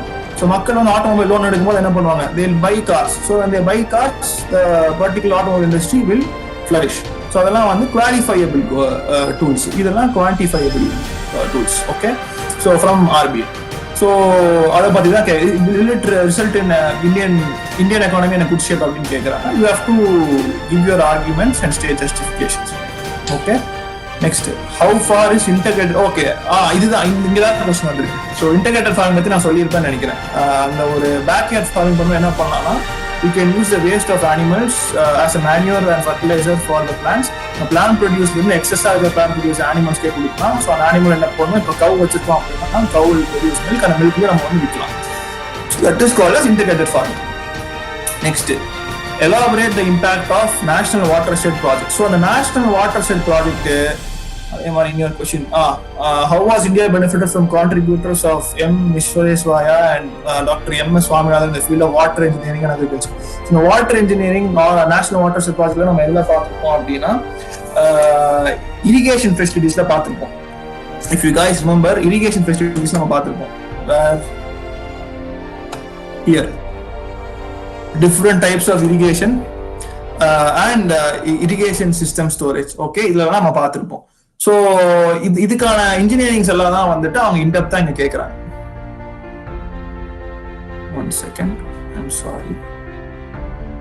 Yeah, here where the National Watershed Project, அதே மாதிரி water engineering, agriculture science respectively வந்துட்டு சயின்ஸ் அண்ட் டெக்னாலஜி கேட்டாங்க. ஐ திங்க் மிஸ்டர் விஸ்வயா வந்துட்டு அந்த மைசூர்ல ஒரு டேம் ஒன்று கன்ஸ்ட்ரக்ட் பண்ணாரு. ஸோ அந்த டேம் ஏதோ ஒரு மில்லினியமா ஏதோ ரீச் ஆச்சுன்னு நினைக்கிறேன். தட் இஸ் ஈஸியா. ஸோ அது வாட்டர் இன்ஜினியரிங். அதே மாதிரி Swaminathan, I'm sorry doctor Swaminathan என்ன பண்ணான்னு தெரியல, அவரு மேபி அக்ரிகல்ச்சர் சயின்ஸ்னால இந்த பயோடெக்னாலஜி, ஜெனட்டிக் சீட் இன்ஜினியர், அந்த சீட் ஜெனட்டிக் இன்ஜினியரிங்ல ஏதோ கான்ட்ரிபியூஷன் பண்ணிருக்கலாம். ஸோ எனக்கு இந்த கரண்ட் அஃபேர்ஸ் எனக்கு என்னன்னு தெரியல. ஸோ அது ரிலேட்டடா தான் கண்டிப்பா இருக்கு. Next, what is India's plan to have its own space. Okay, இந்தியாவோட ஓன் ஸ்பேஸ் ஸ்டேஷன் பேர் என்ன? This is how the ask in science and technology. ரொம்ப சிம்பிளா கேட்பாங்க.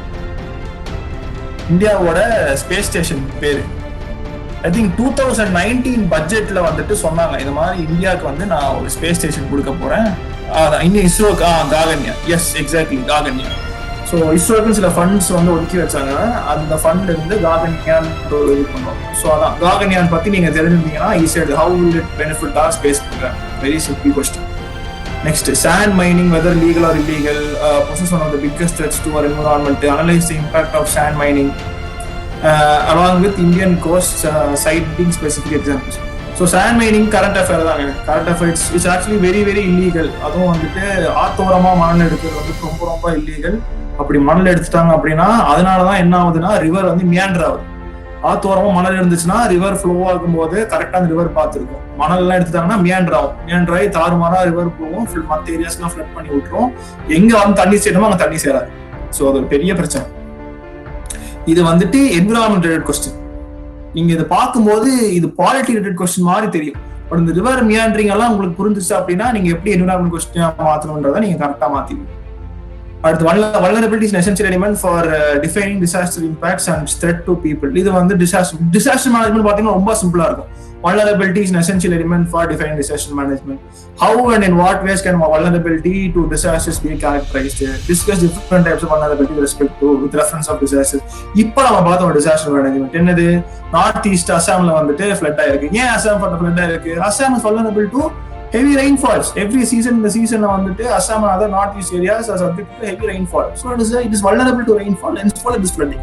So அந்த மாதிரி you can take, அதே மாதிரி நான் சொன்ன அந்த இது Pacific Ring of Fire geography தான் சொல்லுவேன்.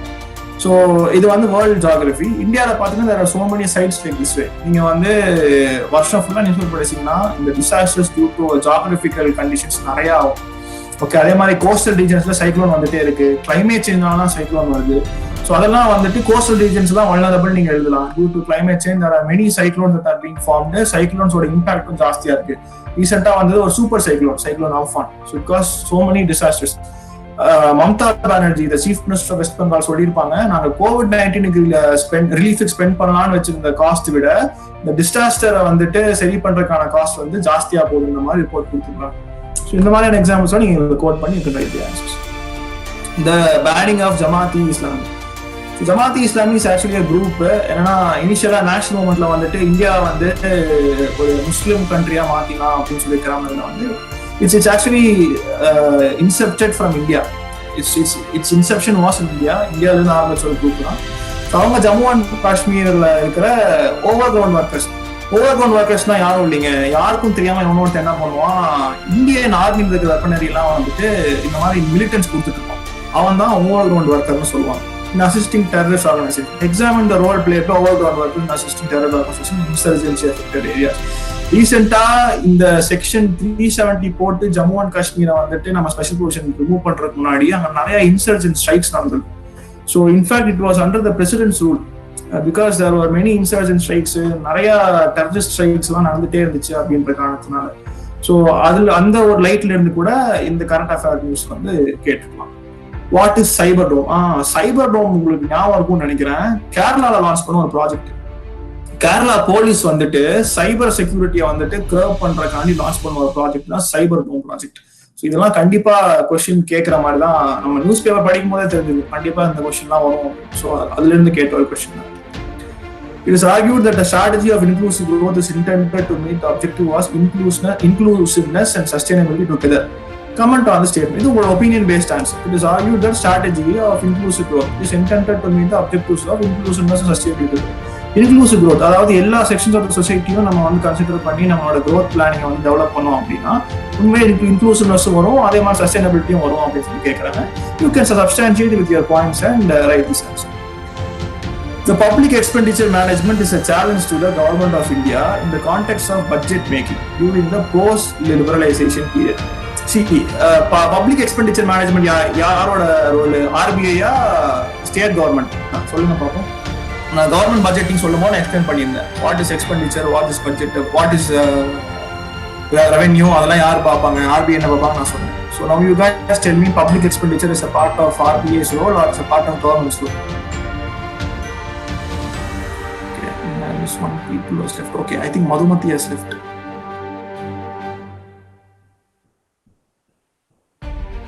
Guys, கவர்மெண்ட் பட்ஜெட்டிங்ல எக்ஸ்பிளைன் த கான்செப்ட். பட்ஜெட்னா என்னன்னு சொல்லி நான் சொன்னேன். It's just a balance sheet between revenue and expenditure. ஸோ அந்த பட்ஜெட் யார் கொடுக்குறாங்க? கவர்மெண்ட் கொடுக்குறாங்க. ஸோ அப்போ பப்ளிக் எக்ஸ்பெண்டிச்சர் வந்து யார் பார்க்கணும்? கவர்மெண்ட் பார்க்கணுமா, ஆர்பிஐ பார்க்கணுமா?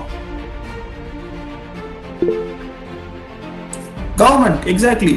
ஸோ அதான் கேட்டிருக்காங்க. So public expenditure So the public expenditure management is a challenge to the government of India in the context of budget making. Budget making அப்போ the public expenditure management ஒரு சேலஞ்சா இருக்கு during post liberalization, because லிபரலைசேஷனுக்கு அப்புறமா என்ன ஆச்சு அப்படின்னா நம்மளோட private sectors எல்லாம், நம்மளோட பப்ளிக் செக்டர்ஸ் எல்லாமே வந்துட்டு பிரைவேட் அண்டர்டேக்கிங் ஆச்சு. ஸோ கவர்மெண்ட்டுக்கான ரெவென்யூ வந்து கம்மியா இருக்கு, but our expenditure is more. So அந்த எக்ஸ்பெண்டிச்சரை வந்து எப்படி காட்டர் பண்றது, அது வந்து ஒரு பெரிய சேலஞ்சா இருக்கு அப்படின்னு தான் கேட்குறாங்க. ஸோ அந்த எக்கனாமிக் ரிஃபார்ம்ஸ் ஆஃப் 1991 அப்புறம் என்ன ஆச்சுன்றதை நீங்க எழுதணும். இது ஸ்ட்ரெயிட் கோர் சப்ஜெக்ட் ஆன்சர் அந்த Indian economy and development 11th NCERT அப்படியே இருக்கும். Next, what are the informative steps taken by the government to make food grain distribution system more effective? So அந்த supply chain நம்ம பார்த்தோமா, food grain distribution supply chain. So அதை வந்து அவங்க கேட்குறாங்க இன்னும் அதை எப்படி ரிஃபார்மேட்டிவ் ஸ்டெப்ஸ்லாம் எடுத்து இன்னும் எஃபெக்டிவ் ஆகலாம் அப்படின்னு சொல்லி. அடுத்து, elaborate the policy taken by government of India to meet the challenges of food processing sector. So food processing sector face பண்ண challenge, one of the important challenge என்னன்னு பார்த்தீங்கன்னா, we don't have cold storage facilities. இந்தியாவில் வந்துட்டு இன்னும் gold storage facility வந்துட்டு பெருசாக இம்ப்ரூவே ஆகல. இந்த கோல்டு ஸ்டோரேஜ் ஃபெசிலிட்டி இம்ப்ரூவ் பண்ணணும்னு சொல்லிட்டு government is building lots of schemes. So cold storage facility improve ஆயிடுச்சுன்னா நம்ம என்ன பண்ணலாம், இன்னும் நிறைய ஃபுட் கிரெயின்ஸ், அதே மாதிரி ஈஸிலி பெரிஷபிள் ப்ராடக்ட்ஸ். மேங்கோஸ் எல்லாம் பார்த்தீங்கன்னா India is a huge exporter of mangoes. மேங்கோஸ்லாம் நம்ம என்ன பண்ணலாம், ஸ்டோர் பண்ணி வைக்கலாம். ஏன்னா இந்த சீசன் வந்து மேங்கோ சீசன் தான் ஆக்சுவலா, பட் நம்ம எக்ஸ்பெக்ட் பண்ண மாதிரி எக்ஸ்போர்ட் பண்ண முடியல. ஏன் எக்ஸ்போர்ட் பண்ண முடியலன்னா, நம்ம வந்து லாக்டவுன்ல இருந்தோம், இன்டர்நேஷனல் ட்ரேட் எல்லாமே பேன் ஆயிருந்துச்சு. ஸோ மேங்கோஸ்லாம் வந்து வழக்கம் போல ஃபார்மர்ஸ் வந்து ப்ரொடியூஸ் பண்ணாங்க, பட் எதுவுமே எக்ஸ்போர்ட் பண்ண முடியல. ஸோ அவங்களுக்குலாம் பெரிய loss. If there was well defined structure for cold storage system, we could have store these mangoes and we could exported after the ban was released. So அதெல்லாம் நீங்கள் எழுதும். Again, you should have a knowledge of current affairs to write all this. Only then you will know what are the challenges posed. Next, how is the government of India protecting traditional knowledge of medicine from patenting by pharmaceutical companies? So traditional knowledge of medicines na ayurveda na சொல்றாங்க. So அந்த medicines எல்லாம் வந்துட்டு how is it protecting? So அதை வந்து pharmaceutical companies patent பண்ணிட்டான் அப்படின்னா அந்த traditional knowledge வந்து pharmaceutical company ஓட சொல்லிடுவாங்க. So மெடிசின்ஸ் எல்லாம் எப்படி ப்ரொடெக்ட் பண்றாங்கன்றத கேட்குறேன். It is something from the current affairs. How can biotechnology help to improve the living standards of farmers? Very simple question. Define the concepts of carrying capacity. இதெல்லாம் வந்து நீங்க 250 வார்த்தை எழுதணும். இந்த 250 வார்த்தை எழுதுறதுக்கு நீங்க பயோடெக்னாலஜி மட்டும் படிச்சா போதாது. பயோடெக்னாலஜி ரியல் லைஃப்ல எப்படியெல்லாம் எஃபெக்ட் ஆகுது, என்னென்ன ஸ்கீம்ஸ் இருக்கு, என்னென்ன பாலிசிஸ் இருக்கு, அதுவும் இல்லாம என்னென்ன கம்பெனிஸ் எல்லாம் வந்துட்டு இந்த மாதிரி எல்லாம் ஃபர்டிலைசர்ஸ் ப்ரொடியூஸ் பண்றாங்க. அப்பார்ட் ஃப்ரம் ஃபர்டிலைசர்ஸ் வந்துட்டு நம்ம இந்த ஜெனட்டிக் இன்ஜினியரிங்லாம் எப்படி ஹெல்ப்ஃபுல்லா இருக்கு, சீட் ஜெனட்டிக் இன்ஜினியரிங்லாம் எவ்வளவு ஹெல்ப்ஃபுல்லா இருக்கு, அதே மாதிரி கிரையோஜெனிக் டெக்னாலஜிஸ் யூஸ் பண்ணி seeds and other perishable items எல்லாம் ஸ்டோரேஜ் பண்றது எவ்வளவு யூஸ்ஃபுல்லா இருக்கு, ஆனால் நீங்க எடுத்து எழுதினீங்கன்னா you'll be able to cover up this 250 words. Next, define the concept of carrying capacity of ecosystem.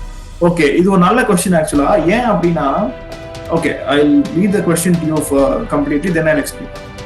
Define the concept of carrying capacity of an ecosystem as relevant to an environment. Explain how understanding this concept is vital while planning for sustainable development for a region. See, recently Yellowstone National Park, national park எங்கன்னா அமெரிக்கால இருக்கு, United states of அமெரிக்கால Yellowstone இருக்கு. Yellowstone ஒரு active volcano, active super volcano இருக்கு. So Yellowstone national பார்க்ல என்ன ஆச்சு அப்படின்னா, உல்ஃப்ஸோட பாப்புலேஷன் வந்துட்டு டிராஸ்டிக்கா குறைஞ்சிட்டே போச்சு. ஸோ ஒரு கட்டத்தில் வந்து அந்த உல்ஃபோட பாப்புலேஷன் இல்லாத மாதிரி போயிடுச்சு. ஸோ என்ன ஆச்சு, அந்த எல்லோஸ்டோன் நேஷனல் பார்க்ல வந்துட்டு ஹெர்பிவோரஸோட பாப்புலேஷன் ஜாஸ்தி ஆச்சு. பிகாஸ் அந்த ஹெர்பிவோரஸோட பாப்புலேஷன் செக்ல வச்சதான் உல்ஃப்ஸ். ஸோ அந்த உல்ஸ் வந்துட்டு சுத்தி இருக்கிற ஃபார்மர்ஸ், ஐ மீன் அந்த நேஷனல் பார்க் சுத்தி இருக்கிற சிவிலியன்ஸோட அவங்க வளர்த்துற அனிமல்ஸ், அவங்க ரேர் பண்ற அனிமல்ஸும் அட்டாக் பண்ணுதுன்னு சொல்லி என்ன பண்ண ஆரம்பிச்சாங்கன்னா, they started to take down all these wolves. இந்த wolves எல்லாம் டேக் டவுன் பண்ண உடனே என்ன ஆச்சு, அந்த ஈகோ சிஸ்டமோட ஸ்டெபிலிட்டி போயிடுச்சு. அதாவது அதுதான் அந்த carrying capacity eco system. So எவ்வளோ பாப்புலேஷன் ஆஃப் ஹெர்பிவோரஸ், எவ்வளோ பாப்புலேஷன் ஆஃப் கார்னிவோரஸ் இருந்துச்சுன்னா இந்த ஈகோ சிஸ்டம் வந்துட்டு ஸ்டேபிளா ஃபங்க்ஷன் ஆகும் அப்படின்றத carrying capacity. So after research they found out that there was no wolves. அதனால வந்து நிறைய ஃப்ளோரா வந்துட்டு அந்த ஹெர்பிவோரஸ் அனிமல்ஸ் வந்து கன்சியூம் பண்ணிட்டு இருந்தனால ஃப்ளோரா வந்து குறைஞ்சிட்டே போயிட்டு இருந்துச்சு அந்த ஏரியால. ஸோ ஒன்ஸ் ஃப்ளோரா குறைஞ்சிருச்சுன்னா அந்த complete area will transform into a desert. So அதை ப்ரிவென்ட் பண்றதுக்கு என்ன பண்ணாங்கன்னா, researchers and other environmentalist they reintroduced wolves into this Yellowstone National Park. It's a very good article. National Geography has made a documentary for this. ஒரு 15 to 20 minutes video இருக்கும், யூடியூப்ல இருக்கு, national ஜியோகிராஃபில போய் பாருங்க. ஸோ அந்த உல்ஃப்ஸ் எல்லாம் ரீஇன்ட்ரோடியூஸ் பண்ண உடனே என்ன ஆச்சுன்னா, ஆட்டோமேட்டிக்கா அந்த ஹெர்பிவோரஸோட பாப்புலேஷன் கண்ட்ரோல் ஆக ஆரம்பிச்சிச்சு. ஸோ அது கண்ட்ரோல்ல வந்த உடனே என்னாச்சு, all these floras which was drastically consume started to regrow. So அதுதான் வந்து அது மூலியமா என்ன பண்ணிட்டாங்கன்னா அந்த கேரிங் கெப்பாசிட்டி சிஸ்டம் வந்து ரெஸ்டோர் பண்ணாங்க. ஸோ இந்த அண்டர்ஸ்டாண்டிங் எவ்வளவு முக்கியம். It was happened in Yellowstone only, but it was national level media. அதே மாதிரி நான் ஒரு கிளேசியர் சொன்னேன், ஐஸ்லாண்ட்ல இருக்கிற ஒரு கிளேசியர் வந்துட்டு 2008 மந்த் ஆஃப் 2019 செப்டம்பர்ல வந்துட்டு இட் மெல்ட் ஆகி people conducted funeral for this. So அதெல்லாம் இன்டர்நேஷனல் மீடியாவில் இருந்துச்சு. இன்டர்நேஷனல் மீடியாவில் இதெல்லாம் பேசப்படும் போது நீங்க என்ன பண்ணணும் அப்படின்னா, you should get to know all this. Okay, so you guys go see this video, Yellowstone reintroducing wolves in Yellowstone National Park. யூடியூப்ல அடிச்சீங்கன்னா this concept. Disaster preparedness is the first step in any disaster management process. Explain how hazard zonation mapping. Okay, hazard zonation mapping எப்படின்னா, இப்போ cyclone வருதுன்னு you all will know எது வந்து வளரபிள் area அப்படின்னு சொல்லி. So அது map பண்ணது மூலமா என்ன பண்ணிக்கலாம், ஓகே சைக்ளோன் வருதுன்னா இந்த ஏரியாவை கண்டிப்பா நம்ம ஃபர்ஸ்ட் என்ன பண்ணி ஆகணும். இப்போ சென்னையில வந்துட்டு ஃபிளட் வந்துச்சு, அதுக்கப்புறம் என்ன பண்ணாங்க, சென்னையில வந்துட்டு ஹசார்ட் ஜோன் மேப்பிங் பண்ணாங்க. அடுத்த வாட்டி சென்னையில ஃபிளட் வந்துச்சுன்னா எந்தெந்த ஏரியானா ஃபர்ஸ்ட் மூடணும் அப்படின்னு சொல்லி. ஸோ அதுக்கேற்ற மாதிரி என்ன பண்ணிக்கலாம், நம்ம இனிஷியலா வந்துட்டு டிசாஸ்டர் மேனேஜ்மெண்ட் ஆக்டிவிட்டி மூலமா we can save all those people who are first vulnerable to the upcoming disaster. அதான் கேட்கறாங்க. This is with respect to landslides. Question ஃபுல்லா படிங்க. This is with respect to landslides. நான் சொன்னது with respect to floods.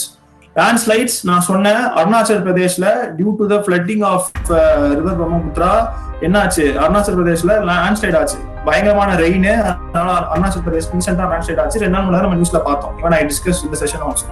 So அப்போதான் அவங்க என்ன மாதிரியான மிட்டிகேஷன் எஃபர்ட்ஸ் எல்லாம் பண்ணாங்கன்னு சொல்லி நீங்க போய் பாருங்க. Indian government has recently strengthened the anti terrorism laws by amending UAPA வந்து 2019 அமெண்ட் பண்ணாங்க.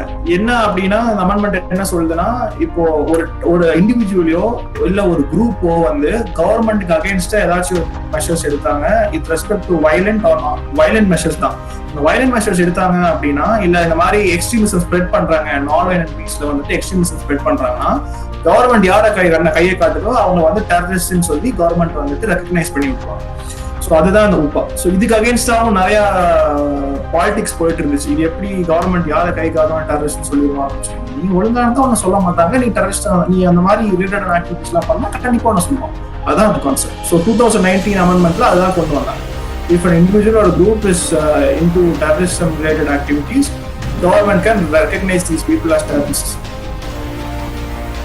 Final question. Cross-border movement of insurgents is only one of several security challenges facing policing of borders in Northeast India. Examine the various challenges currently emanating across the India-Myanmar border. Okay, see, ரெண்டு border issue கேட்குறாங்க.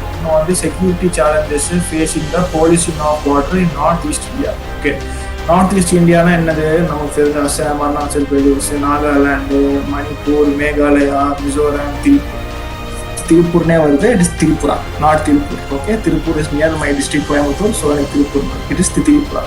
So இந்த 7 ஸ்டேட்ஸுமே வந்துட்டு எப்படி அதுக்கான போலீசிங்லாம் எப்படி இருக்குன்றத வந்து கேட்டிருக்காங்க. ஸோ அவங்க எப்படி த்ரெட் இருக்கு. ஸோ நீங்கள் 1962 வார் பார்த்தீங்கன்னா, சைனா வந்துட்டு இனிஷியலாக வந்து அருணாச்சல் பிரதேஷ் என்ன சொல்லி அவனோட வாரே வந்து ஸ்டார்ட் பண்ணியிருப்பான். ஆனால் கடைசியாக நம்ம என்ன பண்ணுவோம், நம்ம எல்லா ஃபோர்ஸஸும் அருணாச்சல் பிரதேஷ் கொடுப்போம். அவன் கிட்ட என்ன பண்ணியிருப்பான், அந்த அக்ஸைச்சின் கிளேசியரை வந்து ஆக்குபை பண்ணிட்டு போயிருப்போம். ஸோ நம்ம அருணாச்சல் பிரதேசை காப்பாற்றிருப்போம், பட் நம்ம அக்ஸைச்சின் கிளேசியரை வந்துட்டு விட்டுருப்போம். That 1962 Indo China war is actually loss for us. So அதே மாதிரி அகைன் சைனா ப்ரொக்ளைமிங் தட் எப்போ வேணாலும் நடக்கலாம். இப்போ எப்படி சியாச்சின் கிளேசியர் லடாக்லாம் அவங்களுக்குன்னு சொல்லி இப்போ ரீசெண்டாக கல்வான் வேலி சைன் ஆஃப் பண்ணாங்க. கல்வான் வேலி மாதிரி அடுத்த இன்சிடென்ட் நடக்கலாம். ஸோ அங்கே we should have strict policy. அதான் இந்த கான்செப்ட். நெக்ஸ்ட் என்ன, examine the various challenges currently emanating from India. அது என்ன இந்தியா மயன்மார் பார்டர் அப்படின்னா, they are trying to mean golden triangle. See, golden crescent, not golden quadrilateral, that is a roadway. Golden crescent and golden triangle ரெண்டு area இருக்கு. Golden crescent எங்க இருக்குன்னா, Iran, Afghanistan, Pakistan அதை border பண்ற Punjab, Gujarat and Rajasthan, இதுதான் golden crescent. Golden triangle அப்படின்னா Myanmar, Laos and Thailand. So அந்த golden triangle and golden crescent என்ன கான்செப்ட்னு பார்த்தீங்கன்னா, ஏஷியா மட்டும் சொல்ல முடியாது, சில நேரங்கள் வேர்ல்டுலேயே வந்துட்டு golden crescent and golden triangle தான் வந்துட்டு highest rate of drug dealing and drug trafficking நடக்குது. ஸோ இந்தியாவுக்கு எப்படி அதான் நான் சொன்னேன், அந்த உக்தா பஞ்சாப் படத்தை போய் பார்த்தீங்கன்னா அந்த கோல்டன் கிரசன்ட் கான்செப்டை சூப்பராக எக்ஸ்பிளைன் பண்ணியிருப்பாங்க. ஸோ இந்த கோல்டன் கிரசன்ட் மூலியமா ஹவு ஈரான் ஆப்கானிஸ்தான் பஞ்சாப் இருந்து ஈரான் ஆப்கானிஸ்தான் பாகிஸ்தான்ல இருந்து பஞ்சாபுக்கு எப்படி ட்ரக்ஸ் வருதுன்றதை வந்து சூப்பரா எக்ஸ்பிளைன் பண்ணியிருப்பாங்க. ஸோ அதே மாதிரி அது கோல்டன் கிரசன்ட். கோல்டன் ட்ரையாங்கிள் வந்து நான் சொன்னது மாயன்மார் இங்க இருக்கு, அதே மாதிரி தாய்லாந்து இங்க இருக்கு, லாவோஸ் இங்க இருக்கு. ஸோ இது கனெக்ட் பண்றது கோல்டன் ட்ரையாங்கிள். ஸோ இங்கேயும் வந்துட்டு ஜாஸ்தியான ட்ரக் டிராஃபிக் நடக்குது. ஸோ இது மூலியமா இந்தியாவுக்கு என்ன இது அப்படின்றதான் இந்த கொஸ்டின்ல கேட்டிருக்காங்க.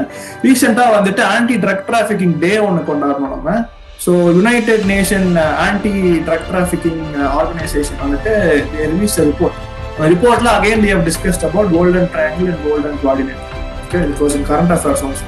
So okay guys, now we have come to the end of GS Mains 3 and its questions. So GS Mains 3 நம்ம ஏன் இன்னைக்கு ரொம்ப லேட் ஆச்சுன்னா 4 சப்ஜெக்ட் கவர் பண்றோம். இப்போ நம்ம GS2 பாத்தீங்கன்னா பாலிட்டி, கவர்னன்ஸ், இன்டர்நேஷனல் ரிலேஷன் மட்டும்தான். இங்க பாத்தீங்கன்னா covering economics, environment, disaster management, internal security and science and technology. இவ்வளவு சப்ஜெக்ட் கவர் பண்ணனாலதான் it took time today. So I hope you guys don't mind. So is there any questions for you guys relating all these concepts? Okay, now இது சொல்றேன்னு சொன்னேன்ல. So how RBI is controlling money supply. So if you guys want to stay to listen to that, you guys can listen. அப்படின்னா you quickly you guys ask specific questions. அந்த questions answer பண்ணிட்டு I will go to how RBI is controlling money supply. Any questions guys?